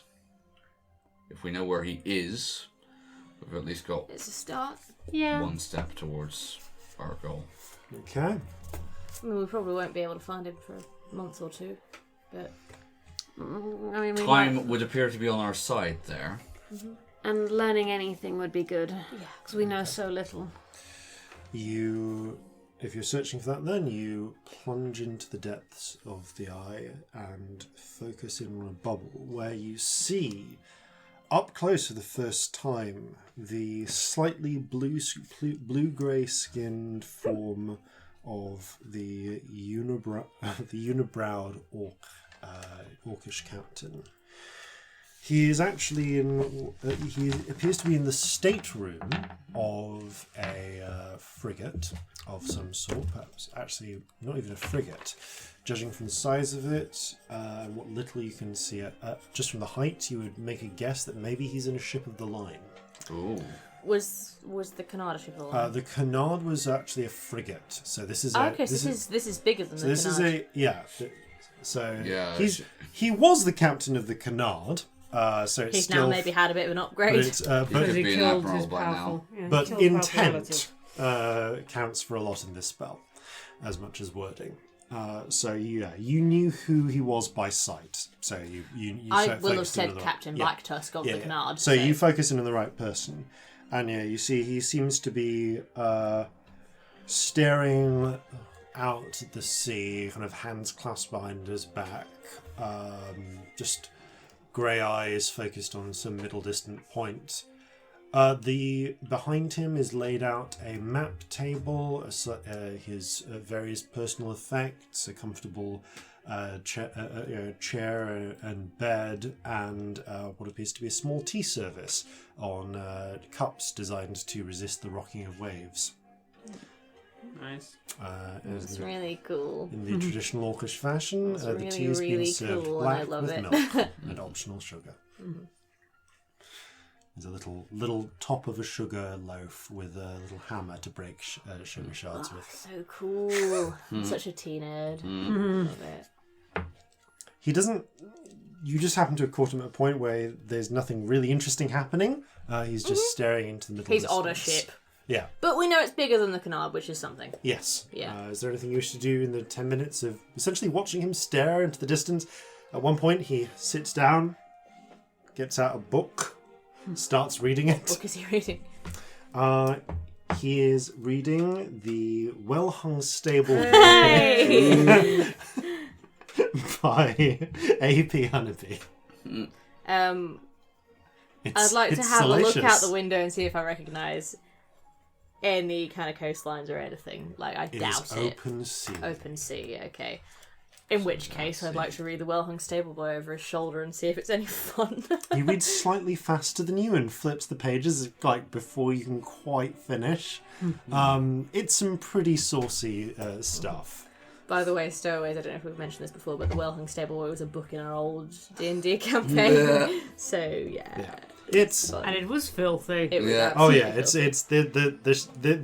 this well-hung stable boy gets up to some shit. Much mischief that I don't quite read the end of every page. Yeah, it's so like whatever dirty thing is happening on the next page is always a surprise. It's like, he reached down to, and then it just cuts to strangling with the horse bridle. Wait, what? How did we get to that bit? You just catch the there's like a hyphen as it turns to erotic asphyxiation, and then it just cuts off again. Just because you're reading a little bit out faster. loud in character. What? Sorry, he was reading the most magnificent spot. What was in it? You don't want to know, you're too young. Oh. He was reading a book called The Well-Hung Stable Boy by A.P. Honeybee. He's in the sea, in a ship slightly bigger than the Canard. Right, okay. So he's not on the Canard anymore, he's moved up in the world. But in the sea, basically. We might want to look back in on him at some point. Right, so he's not anywhere near land. So, well, he's not an immediate threat to anyone. No. Floating away to himself, reading his porn. He's worth keeping an eye on, but Yeah. Definitely, but there's nothing we can immediately do about him. But it's worth checking that he wasn't anywhere nearby. Yes, true.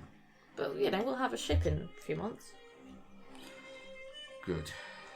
So much the better. Final thing to do with eyes I'd like to do is I'd like to take Leah to one side. Yeah. This is an open offer for sort of forever. But if you ever want to look in on Michael, let me know, because I can scry now. Don't have to know now, but I just thought I'd throw that out there for if you ever wanted. You can pretend it's not me. She seems to think for a moment. Just tell me whether or not he's okay. Alright. I've done 4, and we have 2 days, so I assume that I can do this. You're splitting these up. Yeah. So, you plunge in. This time, let's see, doesn't resist. Okay. He seems to be sowing seeds and packing them into hard earth. That's all you see. He's wearing... Looks alright, doesn't look injured or anything? Doesn't look terribly injured, doesn't appear to... yeah, he actually appears fairly... Well, not exactly healthy. He looks like he's gone through through a bad time recently. Maybe he's been sick or something, and he's a little hanging off his frame. But he also looks like he's gotten some better meals into him recently and is starting to perhaps be on the mend. He just seems to be busy planting. In the distance, you see there are a few others, some other humans. A handful of halflings and quite a lot of goblins, actually. Busy working the fields. Roll nature check. 15. Yeah, it looks like they're preparing a new bed of cotton bushes. Oh, yeah, okay. Judging from the existing ones elsewhere. Well, that's all you really see, and you return. He's okay? Okay. Do you want to know anything else? I'm not... As long as he's okay, I'm not sure I could... That's okay. If I start asking, then I'm going to fixate on the little details and... There's not a lot to tell, darling. Okay. But if you ever do want to ask, let me know. So long as he's okay. He's okay. He looked alright. Thank you. I'd tell you if he wasn't. She nods. All right. And I'm gonna yeah, she nods and heads back to her own work. So, you've got one more scrying if you want to do before you make port at delay. Anybody want to scry on anything? Nope. Any thoughts? I'm thinking. Oh, I've got one. Go Could look at where the Kraken is. Oh, do we want to know we're looking at it, though? Probably not. No, it'll resist. It'll definitely resist. We definitely shouldn't. That would be very bad. Also, I'm looking at it with an artifact to do with it. No, that feels like an all-round bad idea, and also it's probably just under the sea somewhere. We're not going to get anything useful from it. If we ever do, we should do it from the middle of a big bit of land. Yes. Oh, we're on the ship in the sea. No, that would be terrible. Let's not do that. We'll fuck everything. Apart from that, any ideas? That was a terrible idea. Right. I've acknowledged that. It's not going to work. This is probably not going to work either, but I think it's important to at least discount it. Try and see where the location of the Holy Grail is. Can I do objects? You cannot find an object, and saying the location of the Holy Grail, unless you know what Can that I location is Do already, the last person to hold the Holy Grail? Alright, yeah, that's a useful thing. you can do that. I'll do the last time somebody had it. I don't think I can Last do person to a hold. thing, but I think I can Alright. see the last person to interact with. Like I say, if I knew I had the Holy Grail, the first thing I would do would be hide it in a place that can't be scryed. But you know, Yeah, I'm gonna spin the thing. at the very least, that'll discount. The person who had it at the last location that was scryable. So you don't want to just bounce That's back. really nice. You're very clever. Well No. done. I ruffle their hair. Okay, so the person in Scrum... I'm sorry, gang. Listeners, Robbie's just held up a hand and it says, "Hello, I am quite drunk on it." I can't. I just need to giggle that out so it's gone before I do something. So, yeah, I say the person who last held the Grail in a scribal location. Okay, wording. Who last held the scroll on a location. Fine. Mark on your sheet past 1. Okay. Ooh, this is the first pass we've done, isn't it? I don't like it. I don't like it. You plunge deep into the waters.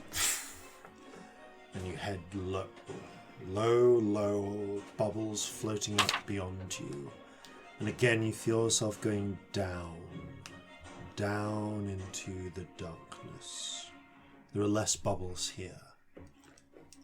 And again you get the sensation of something glimmering, as if you're at the edge of something's attention, before you focus in on a single bubble.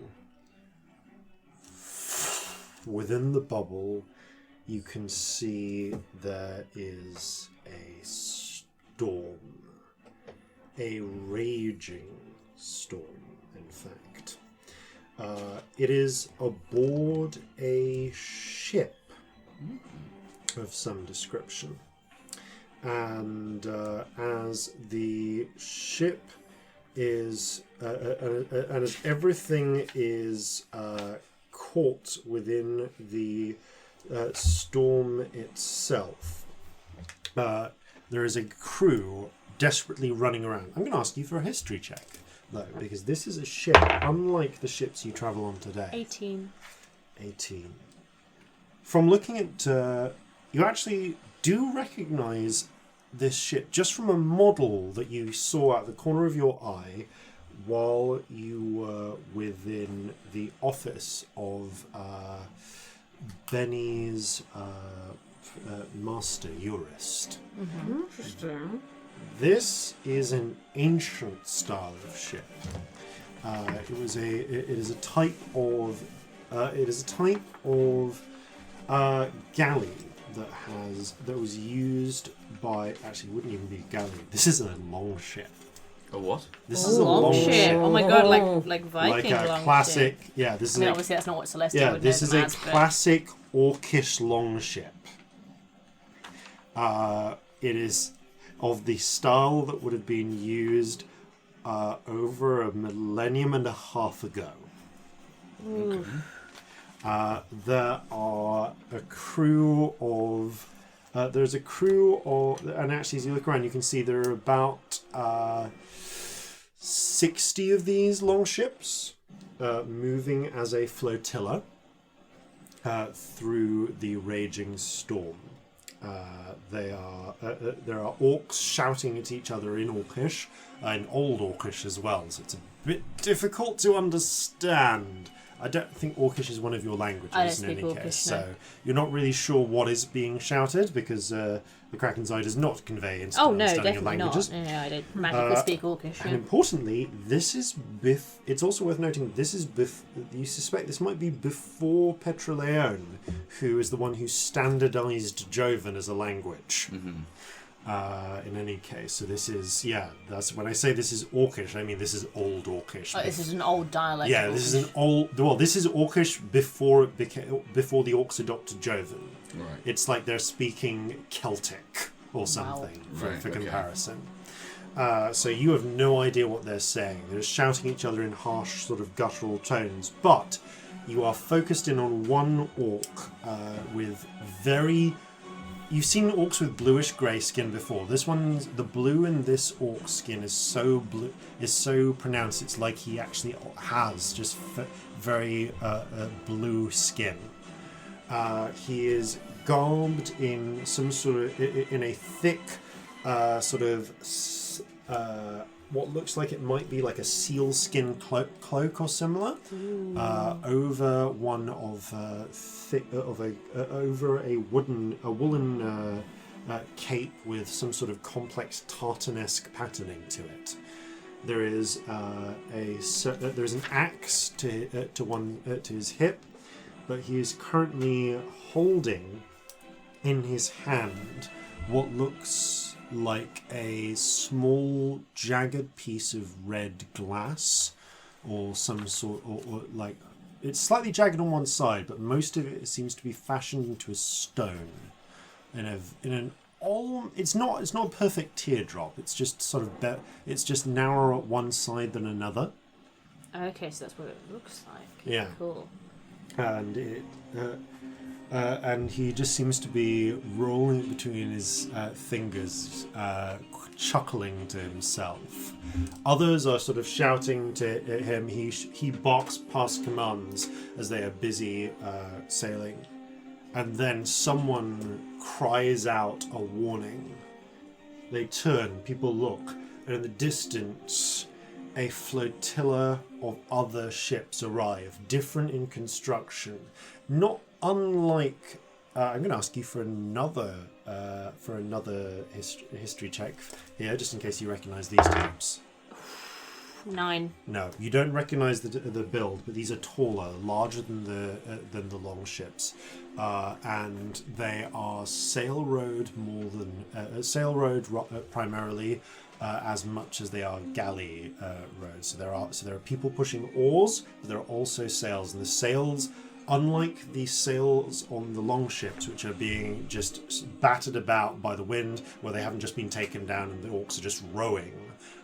Despite the chaos of the winds are just filling their sails and guiding them at terrifying speed towards the Orcish flotilla. And that's when you see the trebuchets mounted at... No, actually, we're before trebuchets. This would be the catapults mounted on on these distant ships, which begin flinging. And the pots of alchemists' fire, of elven fire, begin. Some catch in the air, others smash and shatter down into amongst the ships. Within moments, the Orcish longships have already begun. Many of them have caught ablaze. Some are busy trying to put out the flames. Others are drawing axe and shield as the taller ships smash into the Orcish ships.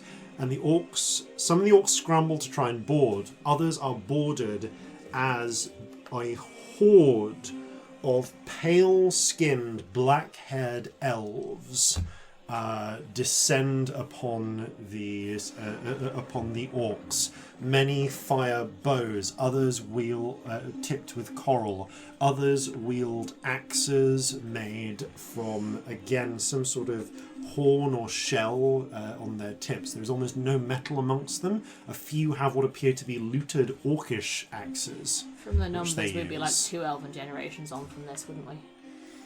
Like, none of them could still be alive. 1,500 years, not quite. Yeah. But like standard elven lifespan's about 600 years. Elf races, who are these people? Are they sea elves? These are true elves, and you would say there's a slight resemblance.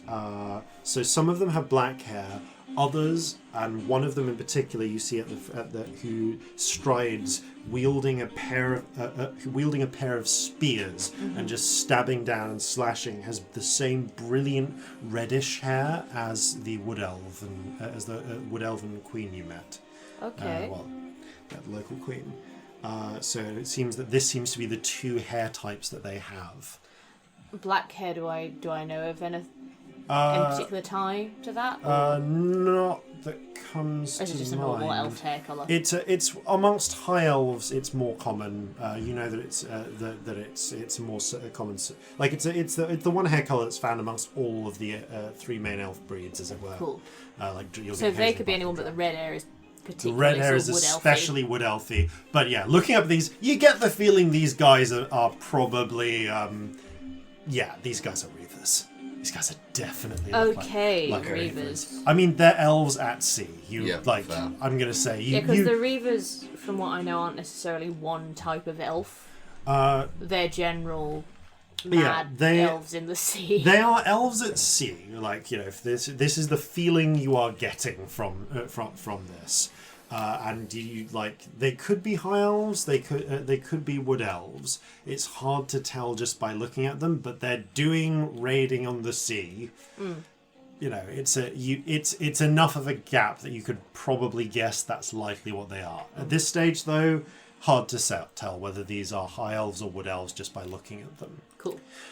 So, as they scale down and the boarding clashes commence, and this orc that you've been focused on ends up locked in a duel with the elf wielding the 2 short spears.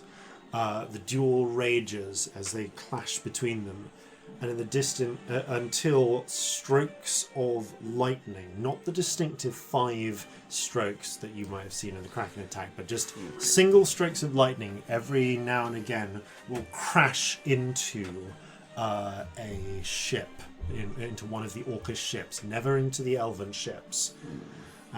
Roll me a perception check. That's a dirty 20. Okay. And on the largest of the Elven ships, you see an elf with... you see one elf in particular with streaming red hair. Female. Pale skin. And she is wearing a crown made from shark's teeth. Oh, nice. And she also has a staff made from what looks like whalebone. And as she points, the lightning strikes down and crashes into the longboats. A group of about 30 of the orcs manage to get up onto her ship, and as the elves are running forward to fight them, she actually calls them back. The orcs surge forwards, and as she lifts the staff, the waves rise up, crash into the orcs, and just pull them off the deck. As the last moments of the image come, however, you watch as the elf with the 2 spears manages to jam his spear through the ribcage of the Orcish Lord, King, you're not really sure, the Orcish leader, and he slumps to the ground. As the elf kneels down and picks up the blood-stained grail, the bubble breaks. Okay. And you feel yourself wrenched back up to the surface. Again, I relay everything. I'm not going to do it because time and broadcasting. But with Leah here, preferably. Yeah. Reavers. Yeah. Shit. I mean, I don't know where they'd have put it. Obviously somewhere where it can't be scryed. 1,500 years ago, though. None of those ones are going to be alive anymore. No. Unless they've been drinking the stuff the Grail makes, in which case they maybe could be. That would make sense. But you saw the elves that picked it up. Yeah? If they have been doing that, it might still be around. Yeah. Obviously didn't get a name or anything. Scry on the Grail, can scry on them. Yeah. I mean, I can't anymore until Worst like case tomorrow. scenario, you'll get some remains. Yeah. Well, that's that then. Well, it's certainly a lot further on than we were. It's a fucking start, isn't it? Yes. Yeah. Alright. And So that was a lot of future things. I hope it's okay. Yeah, that's fine. I had major ideas because we had 3 weeks to think about stuff. I hope Yeah. I haven't put us over time too much. no, that's fine. Okay, and we actually have a little bit. I will say, well, if we don't mind taking a little bit more time, we are going to make our way into Delay. That's right. Is there anything else you want to do while at sea?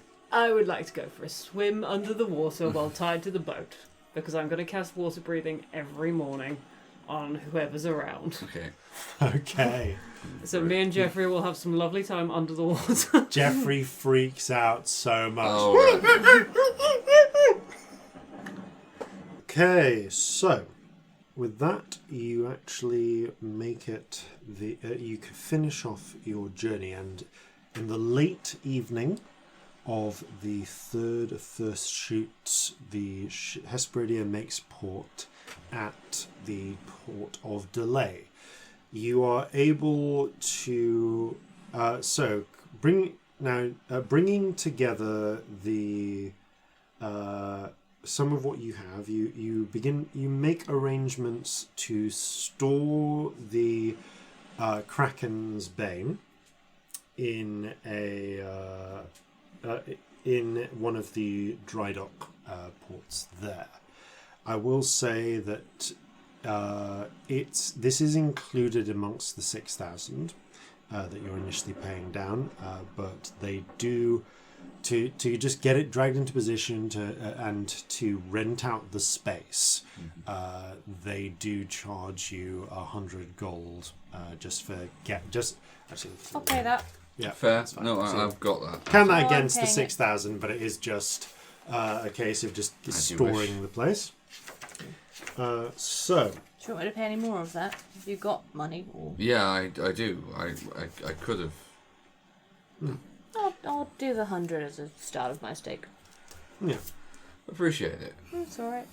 In any case, with the ship now solidly stored away, you prepare to make your way on towards Alessant. Are there any quick things you want to do in delay? Well, I want to have a word with Briggs and see what his take on this whole situation is, because I think that it's only fair that we at least put to him what our intentions are. So indeed, you do make some time. You do meet Briggs in his stateroom. Oh, and you what basically what do you lay out to him? All right, I'll say, look, Briggs, you've been very fair by us, and I want to return the favour. However, I need to make plain what my ultimate intentions for this ship are. I happen to know the shipwright who is responsible for designing this, and I have at least the beginnings of enough independent wealth to ensure that it is completed. Now, being as we couldn't have got this ship without you, and because you have been exceeding kind to us, I would definitely see this as owing you a very large favour. Now, if you would have us go somewhere and do so under the flag of the Scarlet Wind, then so be it. But I do have my own ambitions for it ultimately. Do you mind if I ask what those ambitions ultimately are? Well, I can tell you for one that they are in no way contrary to what the Scarlet Wind, any of them, will be doing. Good. If anything, I would describe them as entirely friendly and supportive of them. Although, you must understand that it has long been my ambition to captain a ship of my own for, well, broadly put, personal reasons. But if I were to say to you that I grew up in Barnacle Point, would that perhaps explain something? I have heard about what happened at Barnacle Point. That might be a fool's errand, but if you can afford your own ship, I'm not going to tell you what to do with it. Now, you've been, like I say, exceeding fair by us, and I don't want to leave you in the lurch. But if you want to repay that favour, like I said, we'll get a bit of paying work. We'll keep on with this contract with the new assembly here, just doing some some protection of the coast and so on, until we're. But eventually, we're going to be needing to go back to Sunder. Now, I am willing to wait a couple of months if need be, for your ship to get ship shape. As luck would have it, in fact, if you are willing to wait that long, we have our own business in Sunder. That is fortunate. Well, in which case it wouldn't hurt us to travel together. What I would say then is, if you want to repay me that favour, when we get to Sunder, you come and talk to the other Scarlet captains, as it were. Right. What do you reckon they're going to want? there are a few different characters, certainly, and they're mostly motivated by a love of liberty and loot. So they'll probably have something they'd want you to do, regardless, if you wanted to join them. And if you're not so interested, well, I'm sure there's probably a prize or a mission or something that when we get there, I'll probably need your help with. So we'll say whatever that is. I've still got to crew the ship, but that seems fair. I'm certainly not in any way averse to freeing slaves or such like. I imagine that'll be mostly what it's involved with. So that's my price. You come with me to Sunder. You do a job with me there. Done. Shakes your hand. All right.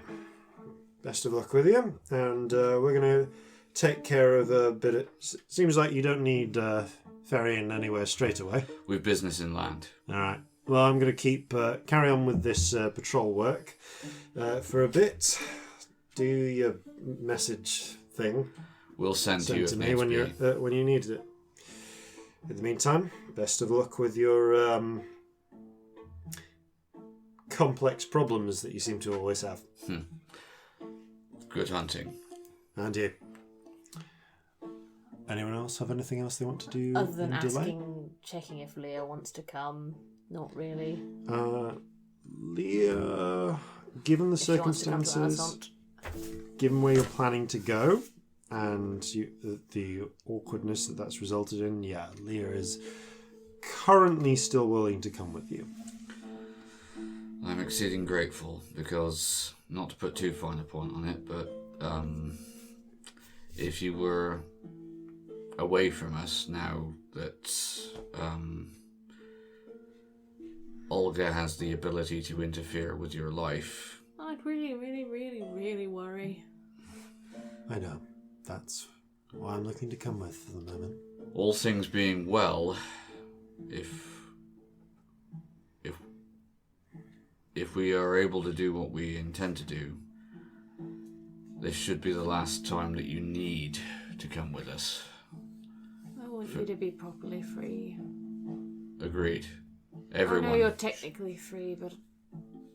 I get it. Everyone should be free of that woman. All right. Well then. And if Clara is around at all, I will pointedly look in her direction. Indeed, after you guys have left the ship, Clara, who has been hiding aboard the ship because she's technically a stowaway, does reveal herself to you. A what? A stowaway. And exciting. and I'd like to buy a really fancy bottle of whiskey and delay if I can find one anywhere. Mm-hmm. You can get a bottle of... Or at least strong, either way. You can get a bottle of the Cairney stuff for a solid, like, 4... I would say like a bottle. Yeah, like 2 gold. Cool. Yeah, it's not as fancy. This isn't a fancy whiskey type of town, but you can get. But strong drink is certainly available to. Can I actually search for a? Actually, would it be better for me to search for a cellar for all the loot stuff that I have here, or wait till I get to Alisant and sell it directly to Gunter or someone like that? That is up to you. I mean, if you put this to the group, Yeah. Let's talk to Gunter. There's art sellers. There's the big old underground market thingy. This place isn't that big. That's a fair point. It's Also, a much bigger town. Yeah, I think we'll just have better luck there, you know? Also, he still has that thing that has sentimental value to him, doesn't he? Yeah, I mean, whether that makes him angry with us or makes him like us is yet to be seen, but... I mean, he doesn't seem to be the sort to shoot the messenger. We're just returning to him what seems to be his property. Yeah, fair. But yeah, I think it's worth waiting until a bigger city for that. Yeah. Fair enough. Right. Can't even get a good bottle of fucking whiskey here, you know? It's worth mentioning that as a fairly frequented port town, Delay does have its own branch of Golden Crest and Guildenstern, so you can, as it were, send instructions to send money to there rather than having to come back to deliver cash if you sell stuff in Alisant and deposit it at Golden Crest and Guildenstern there. thanks to the wonders of banking. Yeah. I mean, we do have a reasonable amount that we can deposit in copper. But I imagine that being a bank, they refuse to deal in fiddling small change. Well, they would deal with it, but you never actually got that out of the vault. That's true. Because that's 2 tons of copper. No, I was thinking, okay, yeah, fine. Which you ended up going for light stuff. Yeah. Yeah. You could have sold it. You can sell that to a wholesaler if you ever come back and get it. Yeah. You smelt it into ingots. Literally at the tonnage value of copper, which is not inconsiderable. Yeah. It is worth about 2 grand. There is about 2 grand's worth of copper in pennies. But it is in pennies. Yeah. So yeah, that's a job to come back with a crew to take care of. Okay, so with all of your business dealt with in delay, what manner of beast would you like to ride back to Alisant? Well, they're not going to be seahorses. Anyone got a preference on horse type? Literally anything other than seahorses is like so good. Could you do maybe a small pony? Sort of. I make a giant small pony. It's probably a Clydesdale pony. Yeah. Please, something tall enough for me and Leah to ride would be amazing. It's got the proportions of a big horse, of a little horse, but the size of a big horse. Amazing. Do 2 of these Okay. Giant A Shetlands. massive Shetland. Yeah. Yep. Shire Shetlands. This is weird, but I'll take it. As you saddle up on your horrifying freaks of nature. For a regular horse, I'd need a step ladder. I can make a stepladder. I make one that's got a step ladder on the side. Like part of the equipment rather than part of the horse. Okay, That's okay. terrifying. Needed to clarify It's not that. a weirdly fleshy stepladder. No. Yeah, they come with saddles. They do, So, they do. So yeah, okay. You put a step ladder on. You put a little rope ladder, a step ladder thing onto the side of the giant pony. Regent, that's a long way down. Right, okay. And with that, you make your way off along the dusty road towards Alisant. And that is where we will pick up next time. In the meantime, I'll go on get them. All right. I can see you glancing over them, and we're not going to be in person for a while. As you head off on the dusty road to Alisant. And we will pick up from there next time. So, for now, however, thank you all very much for playing. Thank you all very much for listening. And farewell from all of us here at Flintlocks and Fireballs. Fair seas and natural 20s. The battle's done, but all's not won. Let's forge a town, then have some fun. When life tears down your forts of sand, then friends can lend a helping hand. So gather your muskets, gather your spears, we'll plunder the shores of Calcinea. No kraken, storm or spell we fear, so come and sail with us, my dear.